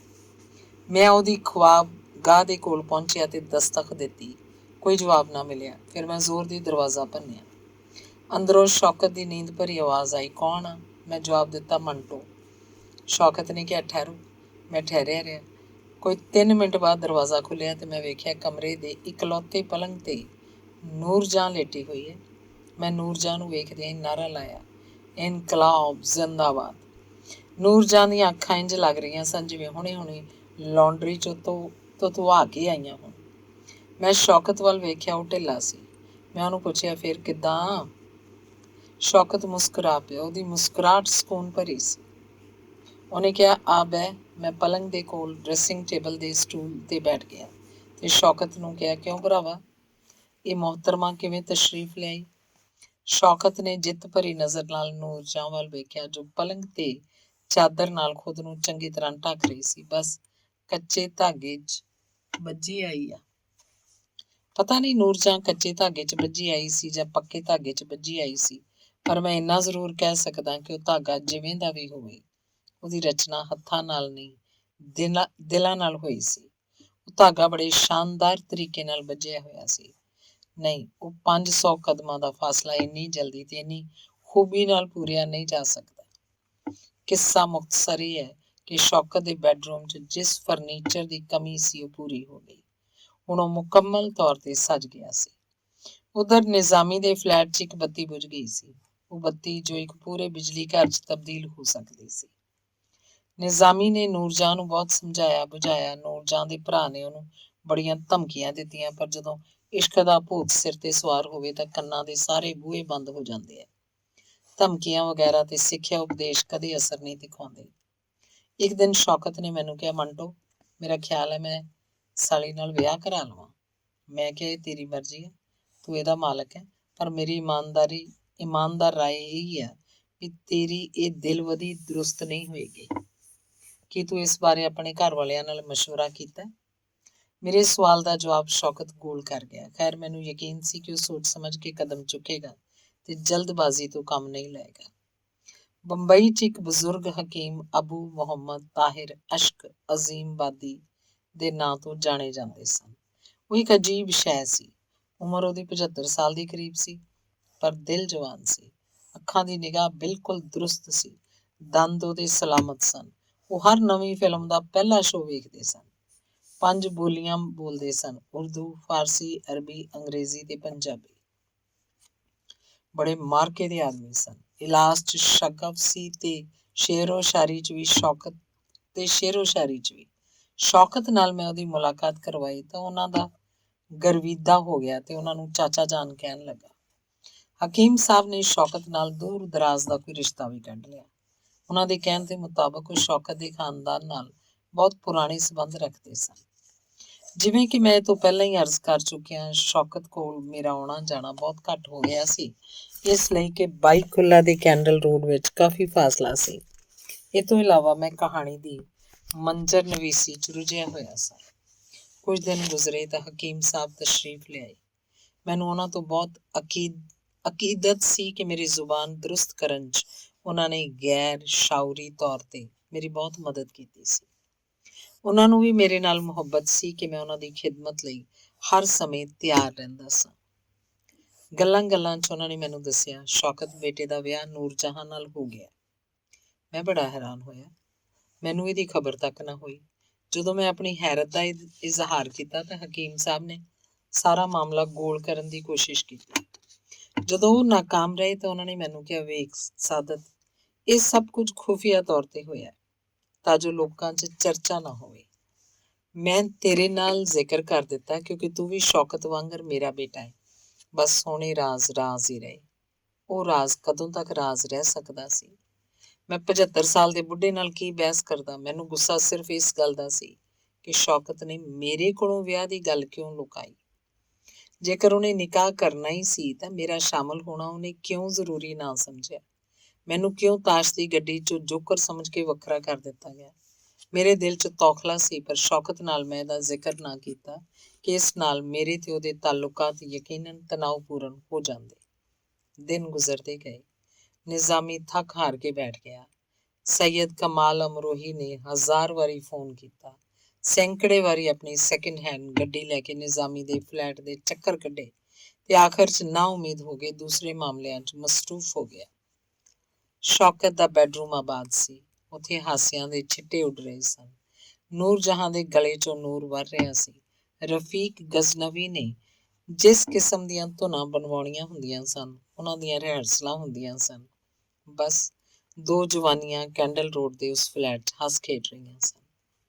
ਹੁਣ ਮੈਂ ਤੁਹਾਨੂੰ ਇੱਕ ਲਤੀਫਾ ਸੁਣਾਉਂਦਾ। ਮੇਰੇ ਭਾਈਜਾਨ ਸਈਦ ਹਸਨ, ਬੈਰਿਸਟਰ ਜਜ਼ਾਇਰ ਫਿਜ਼ੀ, ਇੱਕ ਮੁੱਦਤ ਤੋਂ ਬਾਅਦ ਅੰਮ੍ਰਿਤਸਰ ਜਾਣ ਲਈ ਬੰਬਈ ਤਸ਼ਰੀਫ ਲਿਆਏ। ਉਹਨਾਂ ਨੇ ਮੈਨੂੰ ਇਤਲਾਹ ਦਿੱਤੀ ਸੀ ਕਿ ਉਹ ਬਜ਼ਰੀਆ ਹਵਾਈ ਜਹਾਜ਼ ਤੇ ਆ ਰਹੇ ਹਨ।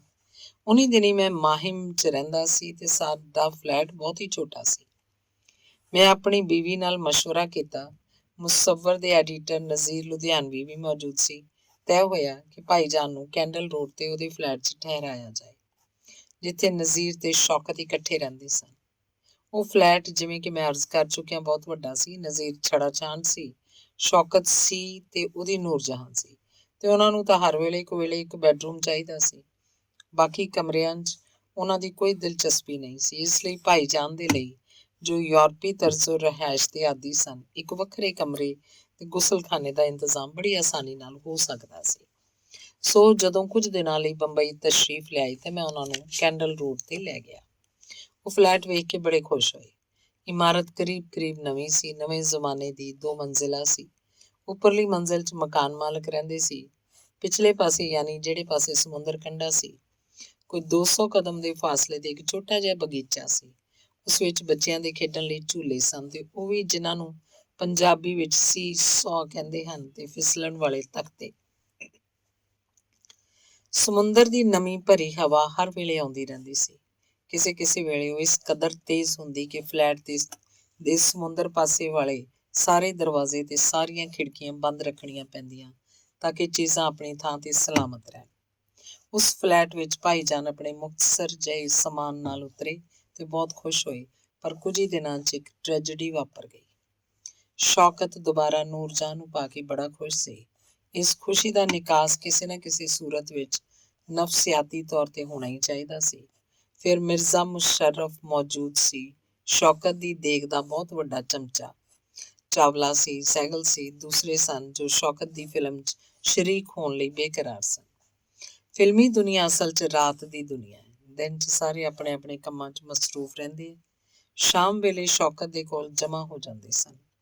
ਕਹਾਣੀਆਂ ਸੁਣਾਈਆਂ ਜਾਂਦੀਆਂ। ਕਿਸੇ ਕਿਸੇ ਵੇਲੇ ਇੰਨਾ ਸ਼ੋਰ ਮਚ ਜਾਂਦਾ ਕਿ ਉੱਪਰ ਦੀ ਮੰਜ਼ਿਲ ਵਾਲੇ ਬੋਲ ਬੋਲ ਕੇ ਕਹਿੰਦੇ ਸਨ, ਬਾਬਾ ਖਾਮੋਸ਼ ਰਹੋ, ਬਾਬਾ ਖਾਮੋਸ਼ ਰਹੋ। ਇੱਕ ਰਾਤ ਸ਼ੌਕਤ ਨੇ ਸ਼ਾਇਦ ਮੁਗਨੀ ਨੂੰ, ਜੋ ਪਰੀ ਚਿਹਰਾ ਨਸੀਮ ਬਾਨੋ ਦੀ ਮੁਨਾਦੀ ਦੀ ਹੈਸੀਅਤ ਨਾਲ ਮਸ਼ਹੂਰ ਸਨ, ਆਪਣੇ ਕੋਲ ਬੁਲਾਇਆ। ਮਿਰਜ਼ਾ ਮੁਸੱਵਰ ਵੀ ਸੀ, ਮੈਂ ਵੀ ਸੀ, ਮੇਰੀ ਬੀਵੀ ਵੀ ਸੀ। ਦਾਵਤ ਤੋਂ ਫਾਰਗ ਹੋ ਕੇ ਮੈਂ ਤੇ ਮੇਰੀ ਬੀਵੀ ਫੌਰਨ ਚਲੇ ਗਏ, ਕਿਉਂਕਿ ਅਸੀਂ ਇੱਕ ਜ਼ਰੂਰੀ ਕੰਮ ਲਈ ਕਿਤੇ ਜਾਣਾ ਸੀ। ਭਾਈਜਾਨ ਇੱਕ ਸਾਹਬ ਸ਼ੌਕਤ ਅਲੀ ਦੇ ਬੇਟੇ ਜ਼ਾਹਿਦ ਦੇ ਘਰ ਮਹਿਮਾਨ ਸਨ। ਉਹ ਦੇਰੀ ਨਾਲ ਮੁੜੇ। ਜਦੋਂ ਉਹਨਾਂ ਨੇ ਹਾਲ 'ਚ ਕਦਮ ਰੱਖਿਆ ਤਾਂ ਵੇਖਿਆ ਕਿ ਸ਼ਰਾਬ ਦੇ ਨਸ਼ੇ 'ਚ ਮਦਹੋਸ਼ ਵਾਲ ਖੋਲੀ ਨੱਚ ਰਹੀ ਹੈ ਤੇ ਉੱਥੇ ਰੌਲੇ ਰੱਪੇ 'ਚ ਕੁਝ ਵੀ ਸੁਣਾਈ ਨਹੀਂ ਦੇ ਰਿਹਾ। ਪਤਾ ਨਹੀਂ ਉਹਨਾਂ ਨੇ ਹੋਰ ਕੀ ਵੇਖਿਆ ਕਿ ਸਵੇਰੇ ਉੱਠਦੇ ਹੀ ਆਪਣਾ ਸਮਾਨ ਬੰਨ੍ਹ ਕੇ ਖਿਲਾਫਤ ਹਾਊਸ ਚਲੇ ਗਏ। ਮੈਨੂੰ ਤੇ ਮੇਰੇ ਦੋਸਤਾਂ ਨੂੰ ਉਹਨਾਂ ਨੇ ਇਸ ਕਦਰ ਤੇਜ਼ ਤੇ ਤੁੰਦ ਲਹਿਜੇ 'ਚ ਬੁਰਾ ਭਲਾ ਕਿਹਾ ਕਿ ਹੁਣ ਜਾ ਕੇ ਉਹ ਵਾਕਿਆ ਮੈਨੂੰ ਯਾਦ ਆਇਆ। ਮੈਨੂੰ ਇੰਝ ਮਹਿਸੂਸ ਹੋਇਆ ਕਿ ਮੇਰੇ ਕੰਨਾਂ 'ਚ ਪਿਘਲਿਆ ਹੋਇਆ ਸ਼ੀਸ਼ਾ ਉਤਰਿਆ ਹੈ। ਭਾਈਜਾਨ ਨੇ ਅਸਲ 'ਚ ਆਪਣੀ ਸਾਰੀ ਜ਼ਿੰਦਗੀ ਕਾਨੂੰਨ ਦੀਆਂ ਕਿਤਾਬਾਂ 'ਚ ਗੁਜ਼ਾਰੀ ਸੀ। ਉਹ ਸਾਰੀ ਉਮਰ ਮੁਕੱਦਮੇ ਲੜਦੇ ਰਹੇ, ਲਾਹੌਰ ਵਿੱਚ, ਬੰਬਈ ਵਿੱਚ, ਮਸ਼ਰਕੀ ਅਫਰੀਕਾ ਵਿੱਚ, ਜਜ਼ਾਇਰ, ਫਿਜੀ ਵਿੱਚ। ਉਹਨਾਂ ਨੂੰ ਕੀ ਪਤਾ ਕਿ ਦੁਨੀਆ ਕੀ ਹੁੰਦੀ ਹੈ, ਉਹਦੇ ਆਸ਼ਿਕ ਤੇ ਮਸ਼ੂਕ ਕਿਸ ਕਿਸਮ ਦੇ ਹੁੰਦੇ ਹਨ।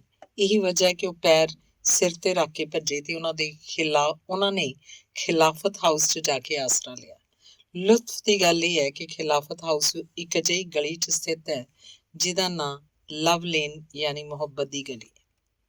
ਇਹ ਕਿੱਸਾ ਤਾਂ ਖੈਰ ਅਚਾਨਕ ਯਾਦ ਆ ਗਿਆ, ਕਿਉਂਕਿ ਜ਼ੇਬੇ ਦਾਸਤਾਂ ਦੇ ਲਈ ਕਿਸੇ ਹੱਦ ਤੱਕ ਜ਼ਰੂਰੀ ਸੀ। ਹੁਣ ਨੂਰਜਹਾਂ ਵੱਲ ਮੁੜਦਾ, ਜਿਹਦੀ ਵੱਡੀ ਭੈਣ ਉੱਥੇ ਨੇੜੇ ਹੀ ਕੈਂਡਲ ਰੋਡ ਤੇ ਆਪਣੇ ਭਰਾ ਦੇ ਜ਼ਰੀਏ ਧੰਦਾ ਕਰਾਉਂਦੀ ਸੀ। ਪਰ ਪ੍ਰਾਈਵੇਟ ਤੌਰ ਤੇ ਮੈਨੂੰ ਪਤਾ ਨਹੀਂ ਸੀ ਕਿ ਦੋਨੋਂ ਭੈਣਾਂ ਆਪਸ 'ਚ ਮਿਲਦੀਆਂ ਸਨ ਜਾਂ ਨਹੀਂ।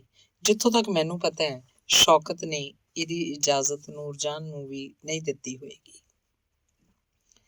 ਨੂਰਜਹਾਂ ਦਾ ਭਰਾ ਹੱਦ ਦਰਜੇ ਦਾ ਜੁਆਰੀ ਸੀ। ਉਹ ਸੱਟਾ ਖੇਡਦਾ ਸੀ, ਤਾਸ਼ ਦੇ ਪੱਤਿਆਂ ਤੇ ਦਾ ਲਾਉਂਦਾ ਸੀ, ਰੇਸਾਂ 'ਚ ਜਾਂਦਾ ਸੀ। ਉਹਦੇ ਲਈ ਜ਼ਾਹਿਰ ਹੈ ਕਿ ਨੂਰਜਹਾਂ ਤੇ ਸ਼ੌਕਤ ਦਾ ਮਿਲਾਪ ਬਰਦਾਸ਼ਤ ਤੋਂ ਬਾਹਰ ਹੋਇਆ। ਜਿਵੇਂ ਕਿ ਮੈਂ ਇਸ ਤੋਂ ਪਹਿਲੇ ਅਰਜ਼ ਕਰ ਚੁੱਕਿਆ ਕਿ ਉਹਨੇ ਚਾਚਾ ਨਿਜ਼ਾਮੀ ਦੇ ਨਾਲ ਰਲ ਕੇ ਬਹੁਤ ਕੋਸ਼ਿਸ਼ ਕੀਤੀ ਕਿ ਉਹ ਫਿਰ ਇੱਕ ਦੂਸਰੇ ਨਾਲੋਂ ਵੱਖ ਹੋ ਜਾਣ ਤੇ ਨੂਰਜਹਾਂ ਉਹਨਾਂ ਦੋਨਾਂ ਦੀ ਰੋਜ਼ੀ ਦਾ ਸਾਧਨ ਬਣ ਜਾਏ। ਪਰ ਇਹ ਵੇਲ ਸਿਰੇ ਨਾ ਚੜੀ।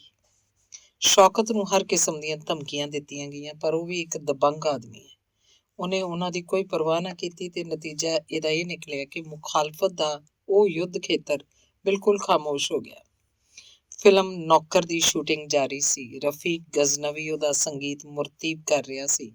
ਜ਼ਾਹਰ ਸੀ ਉਹ ਆਪਣੇ ਕੰਮ 'ਚ ਪੂਰੇ ਧਿਆਨ ਨਾਲ ਦਿਲਚਸਪੀ ਲੈ ਰਿਹਾ ਸੀ, ਪਰ ਮੈਂ ਸਾਫ਼ ਮਹਿਸੂਸ ਕਰ ਰਿਹਾ ਸਾਂ ਕਿ ਉਹ ਹਰ ਵਕਤ ਇੱਕ ਉਲਝਣ ਜਿਹੀ ਮਹਿਸੂਸ ਕਰਦਾ ਹੈ, ਇਸ ਲਈ ਕਿ ਉਹਦੇ ਨੱਕ ਦੇ ਥੱਲਿਓਂ ਇੱਕ ਹੋਰ ਵਿਅਕਤੀ ਉਸ ਲੌਂਡੀਆ ਨੂੰ ਲੈ ਉੱਡਿਆ ਸੀ ਜਿਸ ਤੇ ਉਹਦੀ ਇਸ਼ਕ ਪੇਸ਼ਾ ਅੱਖ ਸੀ।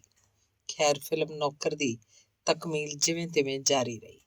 ਇਸ ਦੌਰਾਨ ਮੈਨੂੰ ਪਤਾ ਲੱਗਿਆ ਕਿ ਸ਼ੌਕਤ ਹੁਸੈਨ ਰਿਜ਼ਵੀ ਫਿਲਮ ਸਾਜ਼ੀ ਦੇ ਮਾਮਲੇ 'ਚ ਬੇਹੱਦ ਲਾਪਰਵਾਹ ਮਿਜ਼ਾਜੀ ਹੈ।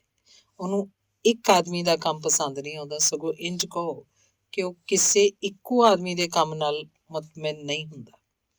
ਮੈਂ ਇਹਨੂੰ ਨੌਕਰ ਦੀ ਕਹਾਣੀ ਦਾ ਮੰਜ਼ਰਨਾਮਾ ਡਾਇਲਾਗਾਂ 'ਚ ਲਿਖ ਕੇ ਦਿੱਤਾ। ਉਹਨੇ ਪਸੰਦ ਵੀ ਕੀਤਾ ਸੀ, ਪਰ ਬਾਅਦ 'ਚ ਮੈਨੂੰ ਪਤਾ ਚੱਲਿਆ ਕਿ ਉਹ ਖੁਫੀਆ ਤੌਰ ਤੇ ਕਈ ਆਦਮੀਆਂ ਪਾਸੋਂ ਡਾਇਲਾਗ ਲਿਖਵਾ ਰਿਹਾ। ਉਹਨਾਂ ਵਿੱਚ ਸਾਡੇ ਬਜ਼ੁਰਗ ਅਸ਼ਕ ਅਜ਼ੀਮਬਾਦੀ ਵੀ ਸਨ। ਮੈਨੂੰ ਬੜਾ ਵੱਟ ਚੜਿਆ। ਇੱਥੋਂ ਤੱਕ ਅਸ਼ਕ ਸਾਹਿਬ ਦਾ ਤਾਲੁਕ ਸੀ, ਮੈਨੂੰ ਕੀ ਇਤਰਾਜ਼ ਹੋ ਸਕਦਾ ਸੀ, ਪਰ ਦੂਸਰਿਆਂ ਨੂੰ ਮੈਂ ਕਦੇ ਬਰਦਾਸ਼ਤ ਨਹੀਂ ਕਰ ਸਕਦਾ ਸੀ। ਸੋ ਮੈਂ ਬੜੇ ਗਰਮ ਅਲਫਾਜ਼ਾਂ 'ਚ ਸ਼ੌਕਤ ਨਾਲ ਆਪਣੀ ਸ਼ਿਕਾਇਤ ਦਾ ਇਜ਼ਹਾਰ ਕੀਤਾ। ਆਦਮੀ ਸਮਝਦਾਰ ਹੈ।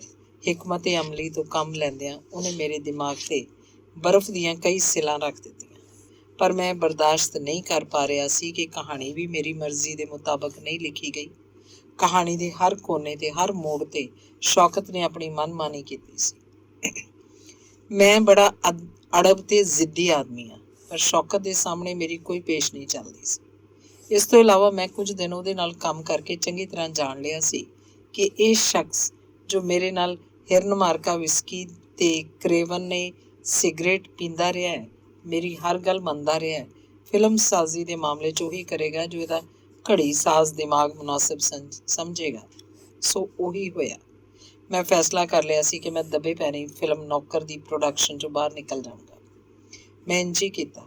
ਸ਼ੌਕਤ ਮੇਰੇ ਅੜੀਅਲ ਦਿਮਾਗ ਤੋਂ ਵਾਕਫ ਸੀ, ਇਸ ਲਈ ਉਹਨੇ ਮੇਰੇ ਫਰਾਰ ਨੂੰ ਆਪਣੇ ਸਕੂਨ ਲਈ ਚੰਗਾ ਹੀ ਸਮਝਿਆ। ਬਹੁਤ ਮੁਮਕਿਨ ਸੀ ਕਿ ਜੇਕਰ ਮੈਂ ਕਿਸੇ ਨੁਕਤੇ ਤੇ ਅੜ ਜਾਂਦਾ ਤਾਂ ਫਿਲਮ ਦੀ ਸ਼ੂਟਿੰਗ ਮਹੀਨਿਆਂ ਬੱਧੀ ਖਟਾਈ 'ਚ ਪਈ ਰਹਿੰਦੀ। ਮੈਨੂੰ ਉਸ ਨਾਲ ਸ਼ਿਕਾਇਤ ਸੀ ਤੇ ਉਹਨੂੰ ਵੀ ਆਪਣੀ ਥਾਂ ਯਕੀਨਨ ਹੋਏਗੀ, ਪਰ ਸਾਡੇ ਦੋਸਤਾਨਾ ਤਾਲੁਕਾਤ 'ਚ ਕੋਈ ਫਰਕ ਨਾ ਆਇਆ। ਮੈਂ ਇਹ ਤੋਂ ਪਹਿਲਾਂ ਵੀ ਅਰਜ਼ ਕਰ ਚੁੱਕਿਆ ਸੀ ਕਿ ਮੁਲਕ ਵਿੱਚ ਸਿਆਸੀ ਗੜਬੜ ਦੇ ਚਲਦਿਆਂ ਫਿਲਮ ਇੰਡਸਟਰੀ ਦੀ ਹਾਲਤ ਬਿਲਕੁਲ ਚੂਈ ਮੁਈ ਜਿਹੀ ਸੀ। ਕੋਈ ਸਟੂਲ ਤੇ ਚੜ੍ਹ ਕੇ ਇਨਕਲਾਬ ਜ਼ਿੰਦਾਬਾਦ ਦਾ ਨਾਅਰਾ ਲਾਉਂਦਾ ਸੀ ਤੇ ਕਈ ਫਿਲਮਾਂ ਦਾ ਗਰਭਪਾਤ ਹੋ ਜਾਂਦਾ ਸੀ। ਉਂਝ ਵੀ ਉਹਨੀ ਦਿਨੀ ਜੰਗ ਦੇ ਕਾਰਨ ਕੱਚਾ ਮਾਲ ਕਰੀਬ ਨਾਯਾਬ ਸੀ। ਹਾਲਾਤ ਕਿਉਂਕਿ ਗੈਰ ਯਕੀਨੀ ਸਨ, ਇਸ ਲਈ ਬਹੁਤ ਘੱਟ ਫਿਲਮ ਡਾਇਰੈਕਟਰਾਂ ਦੀ ਮਾਲੀ ਹਾਲਤ ਠੀਕ ਸੀ। ਪ੍ਰੋਡਿਊਸਰਾਂ ਦੇ ਕੋਲ ਇੱਕ ਬੜਾ ਘੜਿਆ ਘੜਾਇਆ ਬਹਾਨਾ ਮੌਜੂਦ ਸੀ। ਪੈਸੇ ਕਿੱਥੋਂ ਲਿਆਈਏ? ਜੰਗ ਸ਼ੁਰੂ ਆ। ਅੱਜ ਕ੍ਰੀਟ ਦੀ ਲੜਾਈ ਆ ਤਾਂ ਕੱਲ ਫਿਨਲੈਂਡ ਦੀ, ਪਰਸੋਂ ਜਾਪਾਨ ਦੇ ਹਮਲੇ ਦਾ ਖਤਰਾ। ਪਰ ਸੱਚ ਪੁੱਛੋ ਤਾਂ ਇਹੀ ਬਸ ਇੱਕ ਜ਼ਮਾਨਾ ਸੀ ਜਦੋਂ ਪ੍ਰੋਡਿਊਸਰਾਂ ਤੇ ਸਰਮਾਇਆ ਲਾਉਣ ਵਾਲੇ ਮਾਰਵਾੜੀਆਂ ਨੇ ਝੋਲੀਆਂ ਭਰ ਕੇ ਕਮਾਇਆ। ਸ਼ੌਕਤ ਦਾ ਇਸ ਦੌਰਾਨ 'ਚ ਇੱਕ ਹੋਰ ਥਾਂ ਕੰਟਰੈਕਟ ਹੋਇਆ, ਸ਼ਾਇਦ ਸੇਠ ਜਵੇਰੀ ਜੌਹਰੀ ਨਾਲ। ਸੇਠ ਜਵੇਰੀ ਇੱਕ ਬੜਾ ਬਰਖੁਦ ਗਲਤ ਕਿਸਮ ਦਾ ਆਦਮੀ ਸੀ, ਬੜੇ ਨੀਚ ਦਰਜੇ ਨਾਲ ਤਾਲੁਕ ਰੱਖਦਾ ਸੀ, ਪਰ ਜੰਗ ਨੇ ਉਹਨੂੰ ਸੇਠ ਬਣਾ ਦਿੱਤਾ। ਹੁਣ ਉਹ ਖੁੱਲ੍ਹ ਕੇ ਖੇਡਣਾ ਚਾਹੁੰਦਾ ਸੀ, ਸੋ ਉਹਨੇ ਇੱਕ ਫਿਲਮ ਕੰਪਨੀ ਖੜੀ ਕਰ ਲਈ। ਉੱਚੀਆਂ ਥਾਵਾਂ ਤੇ ਤਾਂ ਉਹਦਾ ਹੱਥ ਨਾ ਪਹੁੰਚਦਾ, ਪਰ ਉਹ ਐਕਸਟਰਾ ਲੜਕੀਆਂ ਨੂੰ ਫਸਾਉਣ 'ਚ ਕਾਮਯਾਬ ਹੋ ਜਾਂਦਾ ਸੀ। ਉਸ ਸੇਠ ਨਾਲ ਸ਼ੌਕਤ ਦਾ ਕੰਟਰੈਕਟ ਹੋਇਆ ਤਾਂ ਉਹਨੇ ਸ਼ੌਕਤ ਨੂੰ 3000 ਰੁਪਏ ਦਿੱਤੇ। ਉਸ ਵੇਲੇ ਮੈਂ ਉੱਥੇ ਮੌਜੂਦ ਸੀ। ਜਦੋਂ ਚੈੱਕ ਕੈਸ਼ ਹੋ ਗਿਆ ਤਾਂ ਮੈਂ ਸ਼ੌਕਤ ਕੋਲੋਂ ਰੁਪਏ ਲੈ ਲਏ ਤੇ ਕਿਹਾ, ਚੱਲ ਡਾਕਖਾਨੇ ਚੱਲੀਏ। ਡਾਕਖਾਨੇ ਪਹੁੰਚ ਕੇ ਮੈਂ ਸਾਰੇ ਦੇ ਸਾਰੇ ਪੈਸੇ ਸ਼ੌਕਤ ਦੇ ਘਰ ਰਜਿਸਟਰੀ ਤੇ ਬੀਮਾ ਕਰਵਾ ਕੇ ਭੇਜ ਦਿੱਤੇ। ਮੇਰਾ ਖਿਆਲ ਹੈ ਨੂਰ ਜਹਾਂ ਨੂੰ ਮੇਰੀ ਇਹ ਹਰਕਤ ਯਕੀਨਨ ਨਾਗਵਾਰ ਲੱਗੀ ਹੋਏਗੀ। ਉਸੇ ਦੌਰਾਨ ਮੈਂ ਸ਼ੌਕਤ ਨੂੰ ਮਜਬੂਰ ਕੀਤਾ ਕਿ ਆਪਣੀ ਜ਼ਿੰਦਗੀ ਦਾ ਬੀਮਾ ਕਰਵਾ ਲਏ। ਉਹ ਮੇਰੀਆਂ ਗੱਲਾਂ ਬਹੁਤ ਘੱਟ ਹੀ ਰੱਦ ਕਰਦਾ ਸੀ। ਉਹ ਫੌਰਨ ਮੰਨ ਗਿਆ, ਸੋ 10,000 ਰੁਪਏ ਦੀ ਪਾਲਿਸੀ ਲੈ ਲਈ ਗਈ। ਪਤਾ ਨਹੀਂ ਮੈਂ ਇਹ ਸਭ ਕਿਉਂ ਕਰ ਰਿਹਾ ਸੀ। ਹੁਣ ਸੋਚਦਾ ਤਾਂ ਮੈਨੂੰ ਆਪਣੀਆਂ ਤਮਾਮ ਹਰਕਤਾਂ ਬਜ਼ੁਰਗਾਨਾ ਹੋਣ ਦੀ ਬਜਾਏ ਬਚਕਾਨੀਆਂ ਲੱਗਦੀਆਂ ਨੇ। ਸਾਫ਼ ਗੈਰਾਂ ਨੂੰ ਨਸੀਹਤ ਤੇ ਖੁਦ ਮੀਆਂ ਫਸੀਅਤ ਵਾਲਾ ਮਾਮਲਾ ਸੀ। ਨੂਰ ਜਹਾਂ ਹੁਣ ਖੂਬ ਨਿਖਰ ਗਈ ਸੀ। ਮਰਦ ਦੀ ਕੁਰਬਤ ਵੀ ਔਰਤ ਦੇ ਹੁਸਨ ਲਈ ਕਿੰਨੀ ਜ਼ਰੂਰੀ ਹੁੰਦੀ ਹੈ।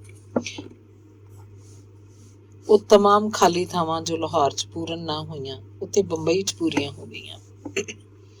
ਉਸ ਦੇ ਜਿਸਮ ਦੀਆਂ ਲਜ਼ਤਾਂ ਤੇ ਕਰੀਬ ਸਾਰੇ ਅੰਗ ਪ੍ਰਗਟ ਹੋ ਚੁੱਕੇ ਸੀ। ਨੂਰ ਜਹਾਂ ਤਾਂ ਹੁਣ ਵੀ ਲੋਕਾਂ ਦੀ ਜ਼ਬਾਨ ਤੇ ਬੇਬੀ ਨੂਰ ਜਹਾਂ ਸੀ, ਪਰ ਉਹ ਇਸ਼ਕੋ ਮੁਹੱਬਤ ਦਾ ਝੂਲਾ ਝੂਲ ਕੇ ਉਹਨਾਂ ਸਾਰੇ ਤੰਦਾਂ ਤੋਂ ਜਾਣੂ ਹੋ ਚੁੱਕੀ ਸੀ ਜੋ ਉਹਦੀਆਂ ਰੱਸੀਆਂ 'ਚ ਲੁਕੇ ਹੁੰਦੇ। ਇੱਕ ਦਿਨ ਆਊਟਡੋਰ ਸ਼ੂਟਿੰਗ ਸੀ। ਬੰਬਈ ਦੀਆਂ ਨਾਲ ਲੱਗਦੀਆਂ ਬਸਤੀਆਂ ਵਿੱਚ ਕਿਸੇ ਦਾ ਇੱਕ ਖੂਬਸੂਰਤ ਬਾਗ ਸੀ ਜਿਹਨੂੰ ਸ਼ੌਕਤ ਨੇ ਮੁੰਤਖਬ ਕੀਤਾ ਸੀ। ਕੈਮਰੇ ਦੇ ਲੈਂਸ ਦੇ ਨਾਲ ਰੈੱਡ ਫਿਲਟਰ ਲਾ ਕੇ ਮੰਜ਼ਰ ਕਸ਼ੀ ਕਰਨੀ ਸੀ ਕਿ ਦਿਨ ਦੀ ਬਜਾਏ ਰਾਤ ਲੱਗੇ ਤੇ ਜੇ ਧੁੱਪ ਹੋਵੇ ਤਾਂ ਚਾਨਣੀ ਨਜ਼ਰ ਆਵੇ। ਸ਼ੌਕਤ ਨੇ ਇਸਰਾਰ ਕੀਤਾ ਕਿ ਮੈਂ ਉਹਦੇ ਨਾਲ ਜ਼ਰੂਰ ਚੱਲਾਂ। ਮੈਨੂੰ ਦੇਰ ਹੋ ਗਈ, ਇਸ ਲਈ ਮੈਂ ਸੇਠ ਵਿਆਸ ਦੀ ਗੱਡੀ 'ਚ ਉੱਥੇ ਪਹੁੰਚਿਆ। ਨੂਰ ਜਹਾਂ ਨੂੰ ਮੈਂ ਲੋਕੇਸ਼ਨ ਤੇ ਵੇਖਿਆ ਤੇ ਮੇਰੀਆਂ ਅੱਖਾਂ ਨੂੰ ਜ਼ਬਰਦਸਤ ਧੱਕਾ ਲੱਗਿਆ। ਉਹ ਅਜੀਬੋ ਗਰੀਬ ਲਿਬਾਸ ਪਾਈ ਬੈਠੀ ਸੀ। ਉਹਦੇ ਲਿਬਾਸ ਦੀ ਵਜ੍ਹਾ ਕਤਾ ਮੇਰੇ ਲਈ ਨਵੀਂ ਨਹੀਂ ਸੀ, ਕਿਉਂਕਿ ਮਾਮੂਲੀ ਸਲਵਾਰ ਕਮੀਜ਼ ਸੀ, ਪਰ ਉਹਨਾਂ 'ਚ ਅੱਖਾਂ 'ਚ ਖਰਾਸ਼ ਪੈਦਾ ਕਰਨ ਵਾਲੀ ਬੜੀ ਹਿੱਦਤ ਸੀ। ਸਲਵਾਰ ਜਾਲੀ ਦੀ ਸੀ, ਜਿਹਨੂੰ ਅੰਗਰੇਜ਼ੀ 'ਚ ਨੈੱਟ ਕਹਿੰਦੇ ਹਨ। ਆਮ ਤੌਰ ਤੇ ਇਹ ਕੱਪੜਾ ਖਿੜਕੀ ਦੇ ਪਰਦਿਆਂ ਲਈ ਵਰਤੋਂ 'ਚ ਆਉਂਦਾ ਹੈ। ਪਤਾ ਨਹੀਂ ਇਹ ਨੂਰ ਜਹਾਂ ਦੀ ਉਪਜ ਸੀ ਜਾਂ ਸੈਯਦ ਸ਼ੌਕਤ ਹੁਸੈਨ ਰਿਜ਼ਵੀ ਦੀ, ਪਰ ਉਹਨੇ ਇਹਨਾਂ ਲੱਖਾਂ ਖਿੜਕੀਆਂ ਵਾਲੀ ਸਲਵਾਰ ਪਾਈ ਹੋਈ ਸੀ ਜਿਸ ਵਿੱਚ ਉਹਦੀਆਂ ਟੰਗਾਂ ਬਗੈਰ ਕਿਸੇ ਤਕੱਲਫ ਦੇ ਪੁਣ ਕੇ ਬਾਹਰ ਆ ਰਹੀਆਂ ਸਨ। ਕਮੀਜ਼ ਵੀ ਉਸੇ ਕੱਪੜੇ ਦਾ ਸੀ। ਹੁਣ ਤੁਸੀਂ ਖੁਦ ਹੀ ਅੰਦਾਜ਼ਾ ਲਾ ਲਓ ਕਿ ਉਸ ਲਿਬਾਸ ਨੇ ਨੂਰ ਜਹਾਂ ਨੂੰ ਢਕਣ ਦੀ ਕਿੰਨੀ ਕੋਸ਼ਿਸ਼ ਕੀਤੀ ਹੋਏਗੀ। ਸ਼ੋਭਨਾ ਸਮਰੱਥ ਵੀ ਮੌਜੂਦ ਸੀ। ਨੂਰ ਜਹਾਂ ਨੂੰ ਉਸ ਲਿਬਾਸ 'ਚ ਵੇਖ ਕੇ ਵੱਲਾ, ਮੈਂ ਤਾਂ ਬੌਂਦਲ ਗਿਆ। ਅਜਿਹਾ ਲਿਬਾਸ ਤੇ ਉਹ ਵੀ ਪੂਰੀ ਰੌਸ਼ਨੀ ਦੇ ਪੇਸ਼ੇ ਮੰਜ਼ਰ ਵਿੱਚ। ਮੈਂ ਆਪਣੀਆਂ ਜ਼ਖਮੀ ਨਜ਼ਰਾਂ ਉੱਧਰੋਂ ਹਟਾਈਆਂ ਤੇ ਸ਼ੋਭਨਾ ਸਮਰੱਥ ਦੇ ਕੋਲ ਚਲਾ ਗਿਆ, ਕਿਉਂਕਿ ਉਹਨੇ ਪੂਰੇ ਕੱਪੜੇ ਪਾਏ ਹੋਏ ਸੀ।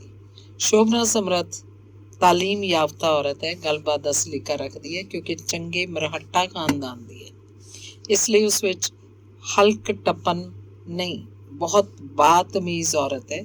ਉਹ ਵੀ ਉਸ ਫਿਲਮ 'ਚ ਕੰਮ ਕਰ ਰਹੀ ਸੀ। ਮੈਂ ਉਹਦੇ ਨਾਲ ਘਾਹ ਦੇ ਇੱਕ ਤਖਤੇ ਤੇ ਬਹਿ ਗਿਆ ਤੇ ਆਪਣੀ ਇੱਕ ਕੋਫਤ ਆਪਣਾ ਤਕਦੁਰ ਦੂਰ ਕਰਦਾ ਰਿਹਾ, ਜੋ ਨੂਰ ਜਹਾਂ ਦਾ ਖਿੜਕੀਆਂ ਵਾਲਾ ਲਿਬਾਸ ਵੇਖ ਕੇ ਮੇਰੇ ਦਿਲੋਂ ਦਿਮਾਗ 'ਚ ਪੈਦਾ ਹੋਇਆ ਸੀ। ਜਿਵੇਂ ਕਿ ਮੈਂ ਇਸ ਤੋਂ ਪਹਿਲਾਂ ਬਿਆਨ ਕਰ ਚੁੱਕਿਆ, ਮੈਨੂੰ ਫਿਲਮ ਨੌਕਰ 'ਚ ਕੋਈ ਦਿਲਚਸਪੀ ਨਹੀਂ ਰਹੀ ਸੀ। ਸ਼ੌਕਤ ਆਪਣੀ ਮਨਮਰਜ਼ੀ ਕਰ ਰਿਹਾ ਸੀ ਤੇ ਮੈਂ ਉਸ ਵਿੱਚ ਦਖਲ ਦੇਣ ਤੋਂ ਕਤਰਾਉਂਦਾ ਸੀ ਕਿ ਕਿਤੇ ਮੇਰੇ ਤੇ ਉਹਦੇ ਤਾਲੁਕਾਤ ਖਰਾਬ ਨਾ ਹੋ ਜਾਣ। ਨੂਰ ਜਹਾਂ ਨਾਲ ਕੈਂਡਲ ਰੋਡ ਵਾਲੇ ਫਲੈਟ 'ਚ ਕਈ ਵਾਰੀ ਮੁਲਾਕਾਤ ਹੋਈ। ਮੈਂ ਜਦੋਂ ਉਹਦਾ ਗੌਰ ਨਾਲ ਮੁਤਾਲਾ ਕੀਤਾ ਤੇ ਮੈਨੂੰ ਮਹਿਸੂਸ ਹੋਇਆ ਕਿ ਉਹ ਜਿਸ ਤਬਕੇ ਨਾਲ ਤਾਲੁਕ ਰੱਖਦੀ ਹੈ, ਉਸ ਤਬਕੇ ਦੀ ਖਾਸੀਅਤ ਉਸ ਵਿੱਚ ਬਦਰਜਾਏ ਆਤਮ ਮੌਜੂਦ ਹੈ। ਬਦਰਜਾਏ ਆਤਮ ਮਤਲਬ ਪੂਰੀ ਤਰ੍ਹਾਂ। ਉਹਦੀ ਹਰ ਹਰਕਤ ਇੱਕ ਬਨੌਟੀ ਅਦਾ ਤੇ ਇੱਕ ਨਖਰਾ ਸੀ, ਜਿਹਨੂੰ ਸੰਜੀਦਾ ਨਜ਼ਰਾਂ ਸ਼ਾਇਦ ਹੀ ਕਬੂਲ ਕਰ ਸਕਣ। ਮੈਨੂੰ ਤਾਜ਼ੁਬ ਹੈ, ਸ਼ੌਕਤ ਠੇਠ ਹਿੰਦੁਸਤਾਨੀ ਭਾਵ ਯੂਪੀ ਦਾ ਬਸ਼ਿੰਦਾ ਤੇ ਨੂਰ ਜਹਾਂ ਠੇਠ ਪੰਜਾਬਣ। ਇੱਕ ਲਿਹਾਜ਼ੋਂ ਜੱਟਣੀ, ਪਿੰਡ ਦੀ ਮੁਟਿਆਰ, ਪਰ ਦੋਵੇਂ ਬਹੁਤ ਖੁਸ਼ ਸਨ। ਸ਼ੌਕਤ ਪੰਜਾਬੀ ਨੁਮਾ ਉਰਦੂ ਬੋਲਣ ਦੀ ਕੋਸ਼ਿਸ਼ ਕਰਦਾ ਤੇ ਨੂਰ ਜਹਾਂ ਉਰਦੂ ਨੁਮਾ ਪੰਜਾਬੀ, ਤੇ ਕਾਫੀ ਦਿਲਚਸਪ ਚੀਜ਼ ਸੀ। ਫਿਲਮ ਨੌਕਰ ਖਤਮ ਹੋਈ ਤੇ ਮੇਰੇ ਤੇ ਸ਼ੌਕਤ ਦਰਮਿਆਨ ਫਾਸਲਾ ਵੱਧ ਗਿਆ। ਉਹ ਇਸ਼ਕ ਦੇ ਝੂਲੇ ਝੂਲ ਕੇ ਹੁਣ ਆਪਣੇ ਧੰਦੇ 'ਚ ਮਸ਼ਗੂਲ ਹੋ ਗਿਆ ਤੇ ਮੈਂ ਆਪਣੇ ਕੰਮਾਂ 'ਚ ਗਾਹੇ ਬਗਾਹੇ ਕਿਸੇ ਫਿਲਮ ਦੇ ਦਫ਼ਤਰ 'ਚ ਜਾਂ ਸੜਕ ਤੇ ਉਸ ਨਾਲ ਮੁਲਾਕਾਤ ਹੋ ਜਾਂਦੀ। ਉਹ ਵੀ ਕੁਝ ਮਿੰਟਾਂ ਦੀ ਖੈਰ ਖਬਰ ਦਰਿਆਫਤ ਕੀਤੀ ਜਾਂਦੀ ਤੇ ਆਪਣੀ ਰਾਹ ਫੜ ਲਈ ਜਾਂਦੀ। ਫਿਲਮ ਇੰਡਸਟਰੀ ਦੀ ਹਾਲਤ ਹੁਣ ਬਿਹਤਰ ਸੀ। ਜੰਗ ਦਾ ਖੌਫ ਪ੍ਰੋਡਿਊਸਰਾਂ ਦੇ ਸਿਰੋਂ ਲੱਥ ਚੁੱਕਾ ਸੀ ਤੇ ਫਿਲਮ ਇੰਡਸਟਰੀ ਨਾਲ ਸੰਬੰਧਿਤ ਸਾਰੇ ਲੋਕਾਂ ਨੂੰ ਪਤਾ ਲੱਗ ਚੁੱਕਿਆ ਸੀ ਕਿ ਉਹ ਜ਼ਮਾਨਾ ਕਮਾਉਣ ਦਾ ਹੈ, ਸੋ ਲੱਖਾਂ ਰੁਪਏ ਇੱਧਰੋਂ ਉੱਧਰੋਂ ਆ ਜਾ ਰਹੇ ਸਨ। ਸ਼ੌਕਤ ਜ਼ਹੀਨ ਹੋਣ ਦੇ ਨਾਲ ਨਾਲ ਕਾਰੋਬਾਰੀ ਆਦਮੀ ਵੀ ਹੈ। ਉਹਨੇ ਮੌਕੇ ਦਾ ਫਾਇਦਾ ਚੁੱਕਿਆ ਤੇ ਕੁਝ ਅਰਸੇ ਤੋਂ ਬਾਅਦ ਆਪਣੀ ਨਿੱਜੀ ਫਿਲਮ ਕੰਪਨੀ ਕਾਇਮ ਕਰ ਲਈ। ਇੱਕ ਵੱਡੀ ਕਾਮਯਾਬ ਫਿਲਮ ਬਣਾਈ। ਉਂਝ ਤਾਂ ਉਹਦੀ ਸ਼ਾਖ ਵੈਸੇ ਹੀ ਕਾਇਮ ਸੀ। ਫਿਲਮ ਇੰਡਸਟਰੀ ਦੇ ਲੋਕ ਉਹਨੂੰ ਇੱਕ ਕਾਬਲ ਡਾਇਰੈਕਟਰ ਤੇ ਇੱਕ ਮਾਹਰ ਐਡੀਟਰ ਮੰਨਦੇ ਸਨ, ਪਰ ਜਦੋਂ ਉਹਨੇ ਆਪਣੀ ਨਿੱਜੀ ਫਿਲਮ ਕੰਪਨੀ ਖੋਲ੍ਹੀ ਤਾਂ ਇੰਡਸਟਰੀ ਦੇ ਹਲਕਿਆਂ 'ਚ ਉਹਦਾ ਮਾਣ ਹੋਰ ਵੀ ਵੱਧ ਗਿਆ। ਆਮ ਤੌਰ ਤੇ ਡਾਇਰੈਕਟਰ ਜਾਂ ਪ੍ਰੋਡਿਊਸਰ ਫਿਲਮੀ ਦੁਨੀਆ 'ਚ ਕਿਸੇ ਐਕਟਰੈਸ ਨਾਲ ਸਿਰਫ ਇਸ ਲਈ ਵਿਆਹ ਕਰਦੇ ਹਨ ਉਹਨਾਂ ਦੀ ਕਿਸ਼ਤੀਏ ਹਯਾਤ ਵਿੱਚ ਪਤਵਾਰ ਦਾ ਕੰਮ ਦੇਵੇ। ਪਤਾ ਨਹੀਂ ਸ਼ੌਕਤ ਨੇ ਨੂਰ ਜਹਾਂ ਨਾਲ ਕੀ ਇਸੇ ਮਕਸਦ ਦੇ ਪੇਸ਼ੇ ਨਜ਼ਰ ਵਿਆਹ ਕੀਤਾ ਸੀ, ਪਰ ਮੈਂ ਸਮਝਦਾ ਜੇਕਰ ਉਹ ਨੂਰ ਜਹਾਂ ਨਾਲ ਵਿਆਹ ਨਾ ਵੀ ਕਰਦਾ ਤਾਂ ਵੀ ਉਹਦੀ ਆਮਦਨੀ 'ਚ ਰੋਜ਼ ਇੰਝ ਹੀ ਤਰੱਕੀ ਹੁੰਦੀ ਰਹਿੰਦੀ, ਇਸ ਲਈ ਕਿ ਉਹ ਆਪਣੀ ਕਲਾ ਨੂੰ ਜਾਣਦਾ ਹੈ ਤੇ ਮਜ਼ਦੂਰਾਂ ਵਾਂਗ ਮੁਸ਼ੱਕਤ ਕਰ ਸਕਦਾ ਹੈ। ਮੈਨੂੰ ਪਤਾ ਨਹੀਂ ਸ਼ੌਕਤ ਬੰਬਈ ਛੱਡ ਕੇ ਪਾਕਿਸਤਾਨ ਕਿਉਂ ਆਇਆ।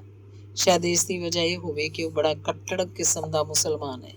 ਜੇਕਰ ਉੱਥੇ ਬੰਬਈ 'ਚ ਕਿਸੇ ਨਾ ਕਿਸੇ ਨੇ ਮੁਸਲਮਾਨਾਂ ਦੇ ਖਿਲਾਫ ਇੱਕ ਜੁਮਲਾ ਵੀ ਕਹਿ ਦਿੱਤਾ ਹੁੰਦਾ ਤਾਂ ਮੈਨੂੰ ਯਕੀਨ ਹੈ ਉਹਦੀ ਖੋਪੜੀ ਪੇਚਕਸ ਨਾਲ ਖੋਲ ਦਿੰਦਾ ਤੇ ਉਹਦਾ ਸੁਧਾਰ ਕਰਨ ਦੀ ਨਾਕਾਮ ਕੋਸ਼ਿਸ਼ ਕਰਦਾ। ਤੇ ਇਹ ਵੀ ਹੋ ਸਕਦਾ ਕਿ ਨੂਰ ਜਹਾਂ ਨੇ ਉਹਨੂੰ ਮਜਬੂਰ ਕੀਤਾ ਹੋਵੇ ਕਿ ਨੂਰ ਜਹਾਂ ਨੂੰ ਲਾਹੌਰ ਬਹੁਤ ਪਿਆਰਾ ਹੈ, ਕਿਉਂਕਿ ਪੰਜਾਬੀਆਂ ਦੇ ਕਹਿਣ ਦੇ ਮੁਤਾਬਕ ਲਾਹੌਰ ਹੈ। ਬੰਬਈ 'ਚ ਸ਼ੌਕਤ ਬਹੁਤ ਕਾਮਯਾਬ ਸੀ। ਉਹਨੇ ਇੱਕ ਦੋ ਫਿਲਮਾਂ ਅਜਿਹੀਆਂ ਬਣਾਈਆਂ ਜਿਸ ਨਾਲ ਉਹਦੀ ਧਾਕ ਜੰਮ ਗਈ ਸੀ। ਉਹ ਕਰੋੜਾਂ ਰੁਪਏ ਉੱਥੋਂ ਪੈਦਾ ਕਰ ਸਕਦਾ ਸੀ, ਪਰ ਉਹਨੇ ਪਾਕਿਸਤਾਨ ਨੂੰ ਆਪਣਾ ਘਰ ਬਣਾਇਆ। ਸ਼ੌਕਤ ਦਾ ਘੜੀਸਾਜ਼ ਦਿਮਾਗ, ਜਿਹੜਾ ਸੂਈ ਦੀ ਖਫੀਫ ਜਿੰਨੀ ਹਰਕਤ ਵੀ ਬਰਦਾਸ਼ਤ ਨਹੀਂ ਕਰ ਸਕਦਾ, ਉਹ ਇੱਥੇ ਪਾਕਿਸਤਾਨ ਦੀ ਫਿਲਮ ਇੰਡਸਟਰੀ ਦੇ ਲਈ, ਜੋ ਵਿਗੜੀ ਹੋਈ ਹਾਲਤ ਵਿੱਚ ਸੀ, ਕੰਮ ਆਇਆ। ਉਹਨੇ ਸ਼ੌਰੀ ਦਾ ਸੜਿਆ ਮੱਚਿਆ ਹੋਇਆ ਨਿਹਾਇਤ ਟੁੱਟਿਆ ਭੱਜਿਆ ਸਟੂਡੀਓ ਹਾਸਲ ਕੀਤਾ ਤੇ ਉਹਨੂੰ ਇੱਕ ਆਲਾ ਤਰੀਨ ਨਿਗਾਰਖਾਨੇ 'ਚ ਤਬਦੀਲ ਕਰ ਦਿੱਤਾ। ਤੁਹਾਡੇ 'ਚੋਂ ਬਹੁਤ ਘੱਟ ਲੋਕ ਇਹ ਜਾਣਦੇ ਹੋਣਗੇ ਕਿ ਸ਼ਾਹ ਨੂਰ ਸਟੂਡੀਓ ਵਿੱਚ ਜੋ ਵੀ ਇੱਕ ਕਿੱਲ ਠੁਕਿਆ ਹੈ, ਉਸ 'ਚ ਸ਼ੌਕਤ ਹੁਸੈਨ ਰਿਜ਼ਵੀ ਦਾ ਆਪਣਾ ਹੱਥ ਹੈ। ਜੋ ਪੇਚ ਵੀ ਲੱਗਿਆ ਹੈ, ਉਸ 'ਤੇ ਸ਼ੌਕਤ ਦੇ ਪੇਚਕਸ ਦੇ ਨਿਸ਼ਾਨ ਹੈ। ਸ਼ਾਹ ਨੂਰ ਸਟੂਡੀਓ ਵਿੱਚ ਛੋਟੇ ਜਿਹੇ ਬੂਟੇ ਤੋਂ ਲੈ ਕੇ ਲੈਬੋਰਟਰੀ ਦੀ ਭਾਰੀ ਮਸ਼ੀਨਰੀ ਤੱਕ ਸਾਰੀ ਉਹਦੇ ਹੱਥਾਂ ਨਾਲ ਲੱਗੀ ਹੈ। ਇਹ ਬਹੁਤ ਵੱਡਾ ਗੁਣੀ ਹੈ, ਇੰਨਾ ਵੱਡਾ ਕਿ ਉਹਦੇ ਤੇ ਦੂਸਰਿਆਂ ਲਈ ਨੁਕਸਾਨਦੇਹ ਸਾਬਤ ਹੋਇਆ। ਹਰ ਗੱਲ 'ਚ ਦਖਲ ਦੇਣ ਕਰਕੇ ਉਹਨੇ ਕਈ ਗੜਬੜ ਘੁਟਾਲੇ ਕੀਤੇ ਹਨ। ਉਂਝ ਉਹ ਬੜੇ ਠਾਠ ਨਾਲ ਰਹਿੰਦਾ ਹੈ, ਪਰ ਮੈਂ ਤੁਹਾਨੂੰ ਇੱਕ ਹਾਸੇ ਵਾਲਾ ਕਿੱਸਾ ਸੁਣਾਵਾਂ। ਇੱਥੇ ਲਾਹੌਰ 'ਚ ਆ ਕੇ ਵੀ ਉਹ ਮੇਰਾ ਦੋਸਤ ਹੈ, ਮੇਰੀ ਅਕਸਰ ਮਦਦ ਕਰਦਾ ਰਹਿੰਦਾ ਹੈ। ਇੱਕ ਵਾਰ ਮੈਂ ਉਹਦੇ ਕੋਲ ਗਿਆ, ਉਹਦੀ ਬੇਦਾਗ ਸਫੈਦ ਕਮੀਜ਼ ਦੇ ਬਟਨ ਮੌਜੂਦ ਨਹੀਂ ਸਨ। ਮੈਂ ਆਪਣੀ ਹੈਰਤ ਦਾ ਇਜ਼ਹਾਰ ਕੀਤਾ ਕਿ ਇਹ ਕੀ ਕਿੱਸਾ ਹੈ। ਸ਼ੌਕਤ ਨੇ ਮੁਸਕਰਾ ਕੇ ਕਿਹਾ, ਕੀ ਦੱਸਾਂ ਯਾਰ, ਪੈਸੇ ਨਹੀਂ ਤੇ ਬਟਨ ਖਰੀਦ ਸਕਾਂ। ਮੈਂ ਜਦੋਂ ਉਸ ਪਾਸੋਂ ਸਿਗਰਟ ਤਲਬ ਕੀਤੀ ਤਾਂ ਉਹਨੇ ਮੈਨੂੰ ਦੱਸਿਆ ਕਿ ਉਹ 10 ਦਿਨਾਂ ਤੋਂ ਸਿਗਰਟ ਉਧਾਰ ਲੈ ਰਿਹਾ। ਇਹ ਹਾਲਤ ਉਸ ਬੰਦੇ ਦੀ ਸੀ ਜਿਹਦੇ ਸਟੂਡੀਓ 'ਚ ਲੋਕਾਂ ਨੂੰ ਠੰਡਾ ਪਾਣੀ ਮਿਲਦਾ ਸੀ, ਜਿੱਥੇ ਫੁੱਲ ਖਿੜਦੇ ਹਨ ਤੇ ਜਿੱਥੇ ਕਈ ਮਾਲੀ ਕੰਮ ਕਰਦੇ ਹਨ, ਜਿੱਥੇ ਸੈਂਕੜੇ ਮਜ਼ਦੂਰ ਹਨ, ਜਿੱਥੇ ਨੂਰ ਜਹਾਂ ਹੈ ਜੋ ਵਧੀਆ ਤੋਂ ਵਧੀਆ ਕੱਪੜੇ ਪਾਉਂਦੀ ਹੈ ਤੇ ਮੋਟਰਾਂ 'ਚ ਘੁੰਮਦੀ ਹੈ। ਨੂਰ ਜਹਾਂ ਦੇ ਮੁਤਲਕ ਕਈ ਅਫਵਾਹਾਂ ਮਸ਼ਹੂਰ ਹਨ। ਬਹੁਤ ਮੁਮਕਿਨ ਹੈ ਉਹਨਾਂ 'ਚੋਂ ਕੋਈ ਸੱਚਾਈ ਤੇ ਆਧਾਰਿਤ ਵੀ ਹੋਣ। ਮੈਂ ਤੇ ਬਸ ਇੰਨਾ ਜਾਣਦਾ ਕਿ ਉਹ 2 ਬਹੁਤ ਹੀ ਪਿਆਰੇ ਬੱਚਿਆਂ ਦੀ ਮਾਂ ਹੈ, ਜੋ ਚੀਫ ਕਾਲਜ ਦੇ ਸਾਫ ਸੁਥਰੇ ਮਾਹੌਲ 'ਚ ਤਾਲੀਮ ਹਾਸਲ ਕਰ ਰਹੇ ਹਨ ਤੇ ਉਹ ਉਹਨਾਂ ਨਾਲ ਪਿਆਰ ਕਰਦੀ ਹੈ। ਪਿਛਲੇ ਦਿਨੀ ਚੀਫਸ ਕਾਲਜ 'ਚ ਇੱਕ ਜਲਸਾ ਸੀ ਜਿਸ ਵਿੱਚ ਛੋਟੇ ਛੋਟੇ ਬੱਚਿਆਂ ਨੇ ਹਿੱਸਾ ਲਿਆ ਸੀ। ਉੱਥੇ ਇੱਕ ਡਾਂਸ ਹੋਇਆ ਸੀ, ਰਾਧਾ ਕ੍ਰਿਸ਼ਨ ਡਾਂਸ। ਨੂਰ ਜਹਾਂ ਦਾ ਵੱਡਾ ਲੜਕਾ ਇੱਕ ਗੋਪੀ ਬਣਿਆ ਸੀ। ਉਸ ਜਨਾਨਾ ਲਿਬਾਸ 'ਚੋਂ ਬਹੁਤ ਹੀ ਪਿਆਰਾ ਦਿਖਾਈ ਦੇ ਰਿਹਾ ਸੀ। ਉਹਦਾ ਰਕਸ਼ ਵੀ ਬਹੁਤ ਖੂਬ ਸੀ। ਨੂਰ ਜਹਾਂ ਯਕੀਨਨ ਰਕਸ਼ ਜਾਣਦੀ ਹੈ। ਪਤਾ ਨਹੀਂ ਉਹਨੇ ਆਪਣੇ ਅਕਬਰ ਨੂੰ ਖੁਦ ਤਾਲੀਮ ਦਿੱਤੀ ਹੈ ਜਾਂ ਅਕਬਰ ਨੇ ਖੁਦ ਬ ਖੁਦ ਖੂਨ ਦੇ ਜ਼ਰੀਏ ਸਭ ਕੁਝ ਸਿੱਖਿਆ ਹੈ।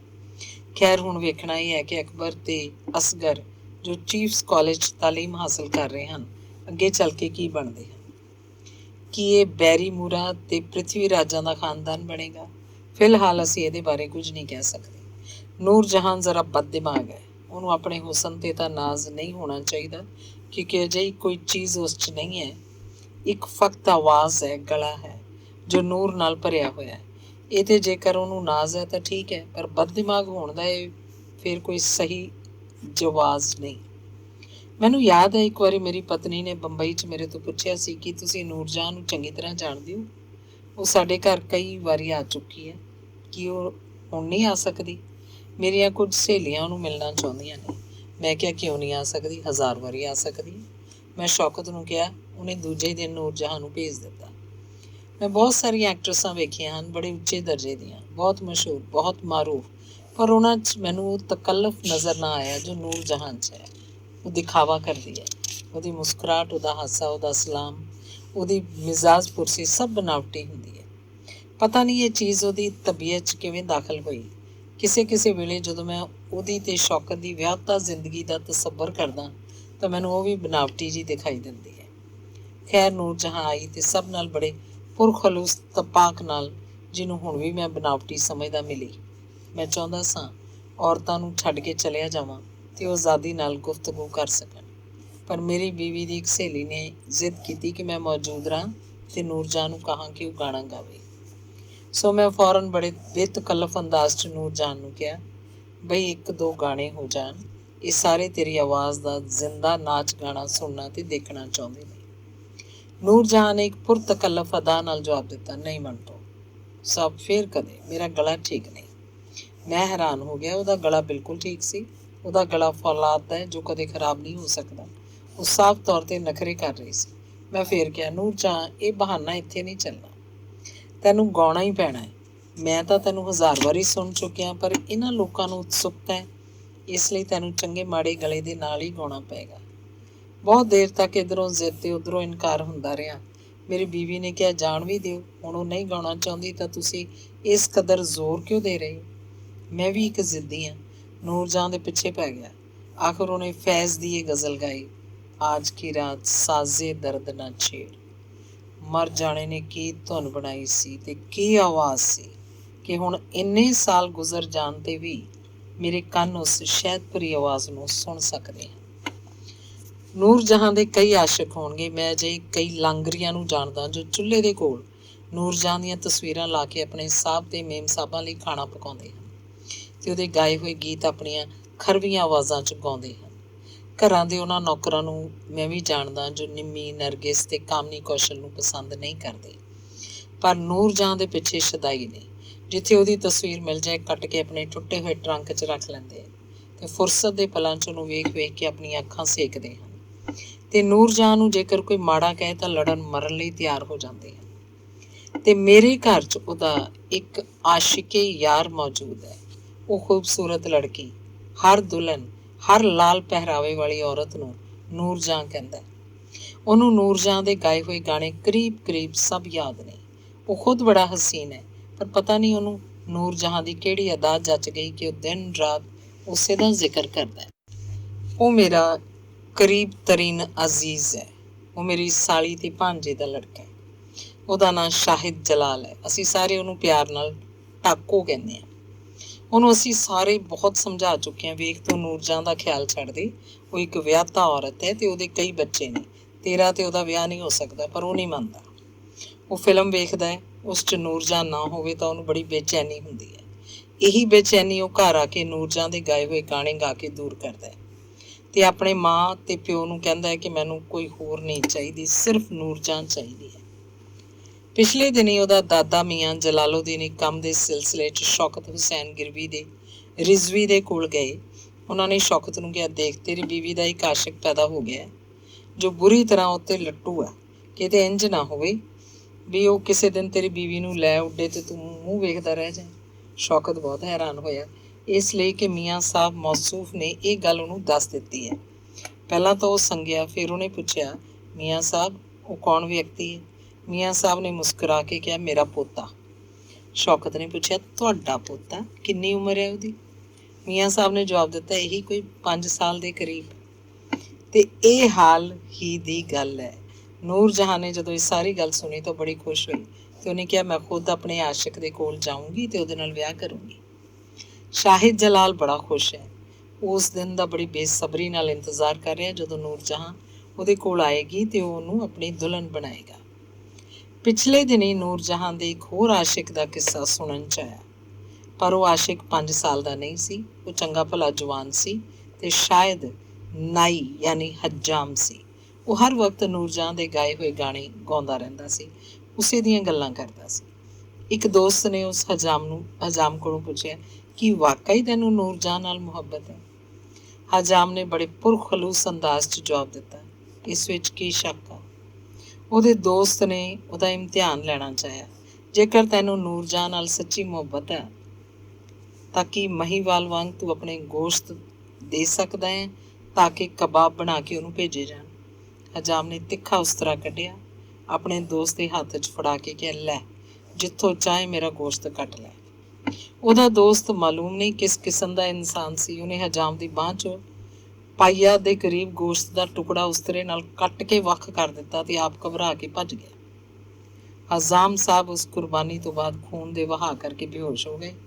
ਉਸ ਆਸ਼ਕੇ ਯਾਰ ਨੂੰ ਜਦੋਂ ਹਸਪਤਾਲ 'ਚ ਦਾਖਲ ਕੀਤਾ ਗਿਆ ਤੇ ਜਦੋਂ ਉਹਨੂੰ ਥੋੜਾ ਜਿਹਾ ਹੋਸ਼ ਆਇਆ ਤਾਂ ਉਹਦੀ ਜ਼ਬਾਨ ਤੇ ਨੂਰਜਹਾਂ ਦਾ ਨਾਂ ਸੀ। ਸੈਯਦ ਸ਼ੌਕਤ ਹੁਸੈਨ ਰਿਜ਼ਵੀ ਦੀ ਬੇਗਮ ਤੇ ਅਕਬਰ ਤੇ ਅਸਗਰ ਦੀ ਮਾਂ ਨੂਰਜਹਾਂ ਦਾ ਤਾਜ਼ਾ ਇਸ਼ਕ ਬਹੁਤ ਜ਼ਿਆਦਾ ਰੁਸਵਾ ਕੁਨ ਸਾਬਤ ਹੋਇਆ। ਵਾਕਫਕਾਰ ਹਲਕਿਆਂ ਦਾ ਬਿਆਨ ਹੈ ਕਿ ਨੂਰਜਹਾਂ ਇੱਕ ਅਰਸੇ ਤੋਂ ਕ੍ਰਿਕਟ ਦੇ ਮਸ਼ਹੂਰ ਖਿਡਾਰੀ ਨਜ਼ਰ ਮੁਹੰਮਦ ਦੀ ਜਵਾਨੀ ਤੇ ਮਕਬੂਲੀਅਤ ਦੋਨਾਂ ਤੋਂ ਬੇਹੱਦ ਮੁਤਾਸਿਰ ਨਜ਼ਰ ਆਉਂਦੀ ਸੀ ਤੇ ਉਹਨਾਂ ਦੀਆਂ ਮੁਲਾਕਾਤਾਂ ਅਕਸਰ ਸ਼ੱਕ ਸ਼ੁਬਾ ਦੀਆਂ ਨਜ਼ਰਾਂ ਨਾਲ ਵੇਖੀਆਂ ਜਾਂਦੀਆਂ ਸੀ। ਤੇ ਸੁਣਿਆ ਹੈ ਉਹਨਾਂ ਮੁਲਾਕਾਤਾਂ ਕਰਕੇ ਸ਼ੌਕਤ ਤੇ ਨੂਰਜਹਾਂ ਦੀ ਜ਼ਿੰਦਗੀ 'ਚ ਸ਼ਦੀਦ ਬਦਮਗਜ਼ੀ ਪੈਦਾ ਹੋ ਚੁੱਕੀ ਸੀ। ਇਸ ਜੋੜੇ ਦੇ ਹਾਲਾਤਾਂ ਵਿੱਚ ਦਿਲਚਸਪੀ ਰੱਖਣ ਵਾਲੇ ਮੁਮਕਿਨ ਹੈ ਨਜ਼ਰ ਤੇ ਨੂਰਜਹਾਂ ਦੇ ਰੋਮਾਂਸ ਨੂੰ ਇਸ ਲਈ ਵਕਤ ਨਾ ਦਿੰਦੇ ਹੋਣ ਕਿ ਹੁਣ ਨੂਰਜਹਾਂ 2 ਬੱਚਿਆਂ ਦੀ ਮਾਂ ਬਣ ਚੁੱਕੀ ਹੈ ਤੇ ਜ਼ਿੰਦਗੀ ਦੇ ਮੁਤਾਦਿਦ ਪੁਰਸ਼ਬਾਬ ਸਾਲ ਸ਼ੌਕਤ ਦੀ ਬੀਵੀ ਦੀ ਹੈਸੀਅਤ ਨਾਲ ਬਸਰ ਕਰ ਚੁੱਕੀ ਹੈ। ਪਰ ਇਹਨੂੰ ਕੀ ਕਹੋਗੇ ਕਿ ਮੀਆਂ ਬੀਵੀ ਦੀ ਜ਼ਿੰਦਗੀ 'ਚ ਇੱਕ ਹੋਰ ਔਰਤ ਨੇ ਦਖਲ ਹੋ ਕੇ ਕਿਆਮਤ ਢਾ ਦਿੱਤੀ ਹੈ। ਸ਼ਾਹ ਨੂਰ ਸਟੂਡੀਓ 'ਚ ਇੱਕ ਨਵੀਂ ਕੁੜੀ ਨਿਗਹਤ ਸੁਲਤਾਨਾ ਐਕਟਰੈਸ ਬਣਨ ਲਈ ਆਈ। ਸ਼ੌਕਤ ਹੁਸੈਨ ਰਿਜ਼ਵੀ ਉਹਦੇ ਹੁਸਨੋ ਜਮਾਲ ਤੇ ਬੇਹੱਦ ਮੁਤਾਸਿਰ ਹੋਇਆ। ਨੂਰਜਹਾਂ ਉਹਨਾਂ ਦੀ ਲੋੜੋਂ ਵੱਧ ਦਿਲਚਸਪੀ ਤੋਂ ਖਤਰਾ ਮਹਿਸੂਸ ਕਰਨ ਲੱਗੀ। ਸੋ ਮਾਮਲਾ ਜਦੋਂ ਕੁਝ ਹੋਰ ਅੱਗੇ ਵਧਿਆ ਤਾਂ ਕਸੂਰ ਦੀ ਜੱਟੀ ਨੂਰਜਹਾਂ ਨੇ ਇੱਕ ਦਿਨ ਨਿਗਹਤ ਸੁਲਤਾਨਾ ਨੂੰ ਗੁੱਤੋਂ ਫੜ ਕੇ ਐਸੇ ਹੱਥ ਦਿਖਾਏ ਕਿ ਜੇਕਰ ਹੀਰੋਇਨ ਤੇ ਸ਼ੌਕਤ ਹੁਸੈਨ ਰਿਜ਼ਵੀ ਦੀ ਮਹਿਬੂਬਾ ਬਣ ਕੇ ਸ਼ਾਹ ਨੂਰ ਸਟੂਡੀਓ ਤੇ ਹਕੂਮਤ ਕਰਨ ਦਾ ਖੁਆਬ ਦੇਖਣ ਵਾਲੀ ਇਸ ਨਵੀਂ ਐਕਟਰੈਸ ਦੇ 1-2 ਹਮਦਰਦ ਹਿੰਮਤ ਤੋਂ ਕੰਮ ਲੈ ਕੇ ਉਹਨੂੰ ਨਾ ਛਡਾਉਂਦੇ ਤਾਂ ਉਸ ਦਿਨ ਉਹਦਾ ਜਨਾਜ਼ਾ ਹੀ ਧੂਮ-ਧਾਮ ਨਾਲ ਨਿਕਲਦਾ। ਇਸ ਹਾਦਸੇ 'ਚੋਂ ਬਚ ਨਿਕਲਣ ਤੋਂ ਬਾਅਦ ਨਿਗਤ ਸੁਲਤਾਨਾ ਅਦਾਲਤ ਵਿੱਚ ਜਾ ਪਹੁੰਚੀ। ਵਾਕਿਆ ਕਿਉਂਕਿ ਸ਼ਾਹ ਨੂਰ ਸਟੂਡੀਓ 'ਚ ਹੋਇਆ ਸੀ, ਜਿੱਥੇ ਅੱਜ ਦੀ ਮੈਡਮ ਤੇ ਕੱਲ ਦੀ ਬੇਬੀ ਨੂਰ ਜਹਾਂ ਬੇਤਾਜ ਮਲਿਕਾ ਵਾਂਗ ਹਕੂਮਤ ਕਰਦੀ ਹੈ, ਇਸ ਲਈ ਇਸਤਗਾਸਾ ਨਾਕਾਮ ਰਿਹਾ। ਇਸ ਹਾਦਸੇ ਨੇ ਸ਼ੌਕਤ ਤੇ ਨੂਰ ਜਹਾਂ ਦੇ ਦਿਲਾਂ 'ਚ ਜ਼ਹਿਰ ਭਰ ਦਿੱਤਾ। ਦੋਵੇਂ ਇੱਕ ਦੂਸਰੇ ਤੋਂ ਖਿੱਚੇ ਖਿੱਚੇ ਰਹਿਣ ਲੱਗੇ। ਇਸ ਹਾਦਸੇ ਕਰਕੇ ਨੂਰ ਜਹਾਂ ਦੇ ਪੁਰਾਣੇ ਮਹਿਬੂਬ ਨਜ਼ਰ ਮੁਹੰਮਦ ਨੂੰ ਨੂਰ ਜਹਾਂ ਦੇ ਕਰੀਬ ਆਉਣ ਦਾ ਮੌਕਾ ਮਿਲ ਗਿਆ ਤੇ ਦੋਵਾਂ ਦੀਆਂ ਨਵੇਂ ਸਿਰਿਓਂ ਮੁਲਾਕਾਤਾਂ ਸ਼ੁਰੂ ਹੋ ਗਈਆਂ। ਨੂਰ ਜਹਾਂ ਤੇ ਨਜ਼ਰ ਦੀ ਇਸ਼ਕਬਾਜ਼ੀ ਦਾ ਇਹ ਸਿਲਸਿਲਾ ਪਤਾ ਨਹੀਂ ਕਦੋਂ ਤੱਕ ਜਾਰੀ ਰਹਿੰਦਾ। ਇਹ ਇੰਤਕਾਮੀ ਮੁਹੱਬਤ ਪਤਾ ਨਹੀਂ ਕੀ ਸੂਰਤ ਅਖਤਿਆਰ ਕਰ ਲੈਂਦੀ, ਪਰ ਨੂਰ ਜਹਾਂ ਦੀ ਜ਼ਾਤੀ ਖਾਦਿਮਾ ਨੇ ਸ਼ੌਕਤ ਨੂੰ ਦੋਵਾਂ ਦੀਆਂ ਮੁਲਾਕਾਤਾਂ ਤੋਂ ਜਾਣੂ ਕਰਵਾ ਕੇ ਸਭ ਕੁਝ ਚੌਪਟ ਕਰ ਦਿੱਤਾ। ਇੱਕ ਦਿਨ ਜਦੋਂ ਨੂਰ ਜਹਾਂ ਆਪਣੇ ਬਿਸਤਰੇ ਤੇ ਨਜ਼ਰ ਤੇ ਆਗੋਸ਼ ਮਚਲ ਰਹੀ ਸੀ ਤਾਂ ਸ਼ੌਕਤ ਨੇ ਦੋਵਾਂ ਨੂੰ ਰੰਗੇ ਹੱਥੀਂ ਫੜਨ ਲਈ ਛਾਪਾ ਮਾਰਿਆ। ਇਸ ਬੇਇੰਤਹਾਈ ਦਖਲ ਕਰਕੇ ਜਦੋਂ ਨੂਰ ਜਹਾਂ ਤੇ ਨਜ਼ਰ ਨੇ ਖਤਰਾ ਮਹਿਸੂਸ ਕੀਤਾ ਤਾਂ ਨਜ਼ਰ ਆਪਣੀ ਜਾਨ ਦੀ ਪਰਵਾਹ ਕੀਤੇ ਬਿਨਾਂ ਦੂਸਰੀ ਮੰਜ਼ਿਲ ਦੀ ਖਿੜਕੀ 'ਚੋਂ ਕੁੱਦ ਗਿਆ। ਓਪਰੀ ਥਾਂ ਤੇ ਕਾਹਲੀ 'ਚ ਕੀਤੀ ਗਲਤੀ ਕਰਕੇ ਨਜ਼ਰ ਆਪਣੇ ਆਪ ਨੂੰ ਸੰਭਾਲ ਨਾ ਸਕਿਆ ਤੇ ਸੱਜੇ ਹੱਥ ਦੀ ਹੱਡੀ ਤੁੜਵਾ ਬੈਠਾ। ਇੰਜ ਨੂਰ ਜਹਾਂ ਦੇ ਇਸ਼ਕ ਵਿੱਚ ਕ੍ਰਿਕਟ ਦਾ ਨਾਮਵਰ ਖਿਡਾਰੀ ਹਮੇਸ਼ਾ ਲਈ ਕ੍ਰਿਕਟ ਤੋਂ ਮਹਿਰੂਮ ਹੋ ਗਿਆ ਤੇ ਨੂਰ ਜਹਾਂ ਬਦਸਤੂਰ ਸ਼ੌਕਤ ਦੇ ਲਈ ਜਿੰਦ ਜਾਨ ਬਣ ਗਈ। ਨੂਰ ਜਹਾਂ ਦਾ ਖਾਵੰਦ ਬਾਂਕਾ ਛਬੀਲਾ ਸੈਯਦ ਸ਼ੌਕਤ ਹੁਸੈਨ ਰਿਜ਼ਵੀ ਮੌਜੂਦ ਹੈ। ਉਹਦੀ ਖੂਬਸੂਰਤ ਔਲਾਦ ਮੌਜੂਦ ਹੈ। ਲਾਹੌਰ ਦਾ ਉਹ ਹਜਾਮ ਮੌਜੂਦ ਹੈ ਜੋ ਉਹਦੇ ਲਈ ਆਪਣੇ ਪੱਟ ਦਾ ਨਹੀਂ ਤਾਂ ਆਪਣੀ ਬਾਂਹ ਦਾ ਗੋਸ਼ਤ ਦੇ ਸਕਦਾ ਹੈ। ਉਹਦਾ 5 ਸਾਲ ਦਾ ਆਸ਼ਿਕ ਸ਼ਾਹਿਦ ਜਲਾਲ ਉਰਫ ਟਾਕੂ ਮੌਜੂਦ ਹੈ ਜੋ ਹਰ ਵਕਤ ਉਹਨੂੰ ਦੁਲਹਨ ਬਣਾਉਣ ਦੇ ਖ਼ੁਆਬ ਦੇਖਦਾ ਰਹਿੰਦਾ ਹੈ। ਉਹ ਲਾਂਗਰੀ ਮੌਜੂਦ ਹਨ ਜੋ ਉਹਦੀ ਤਸਵੀਰ ਚੁੱਲ੍ਹੇ ਦੇ ਕੋਲ ਰੱਖ ਕੇ ਖਾਣਾ ਪਕਾਉਂਦੇ ਹਨ, ਜੋ ਭਾਂਡੇ ਮਾਂਜਦੇ ਵੇਲੇ ਉਹਦੇ ਗਾਏ ਹੋਏ ਗਾਣੇ ਆਪਣੀ ਕੰਨ ਸੁਰੀ ਆਵਾਜ਼ 'ਚ ਗਾਉਂਦੇ ਹਨ ਤੇ ਇੰਜ ਆਪਣੀ ਮੁਸ਼ੱਕਤ ਦਾ ਬੋਝ ਹੌਲਾ ਕਰਦੇ ਹਨ। ਇੱਕ ਮੈਂ ਆ ਜੋ ਉਹਦੀ ਵਾਹੀਆਤ ਚੋਲੀ ਵੇਖ ਕੇ ਆਪਣੀਆਂ ਅੱਖਾਂ ਬੰਦ ਕਰ ਲੈਣਾ। ਪਤਾ ਨਹੀਂ ਉਹਦੀ ਖੂਬਸੂਰਤੀ ਵੇਖਦੀ ਹੈ ਤੇ ਸੈਯਦ ਸ਼ੌਕਤ ਹੁਸੈਨ ਰਿਜ਼ਵੀ ਉਹਨੂੰ ਇਸ ਜ਼ਿਆਦਤੀ ਦੀ ਇਜਾਜ਼ਤ ਕਿਉਂ ਦਿੰਦਾ ਹੈ ਜੋ ਰਸੀਲੀਆਂ ਨਜ਼ਰਾਂ ਤੇ ਬਹੁਤ ਵਧੀਆ ਗੁਜ਼ਰਦੀ ਹੈ। ਧੰਨਵਾਦ।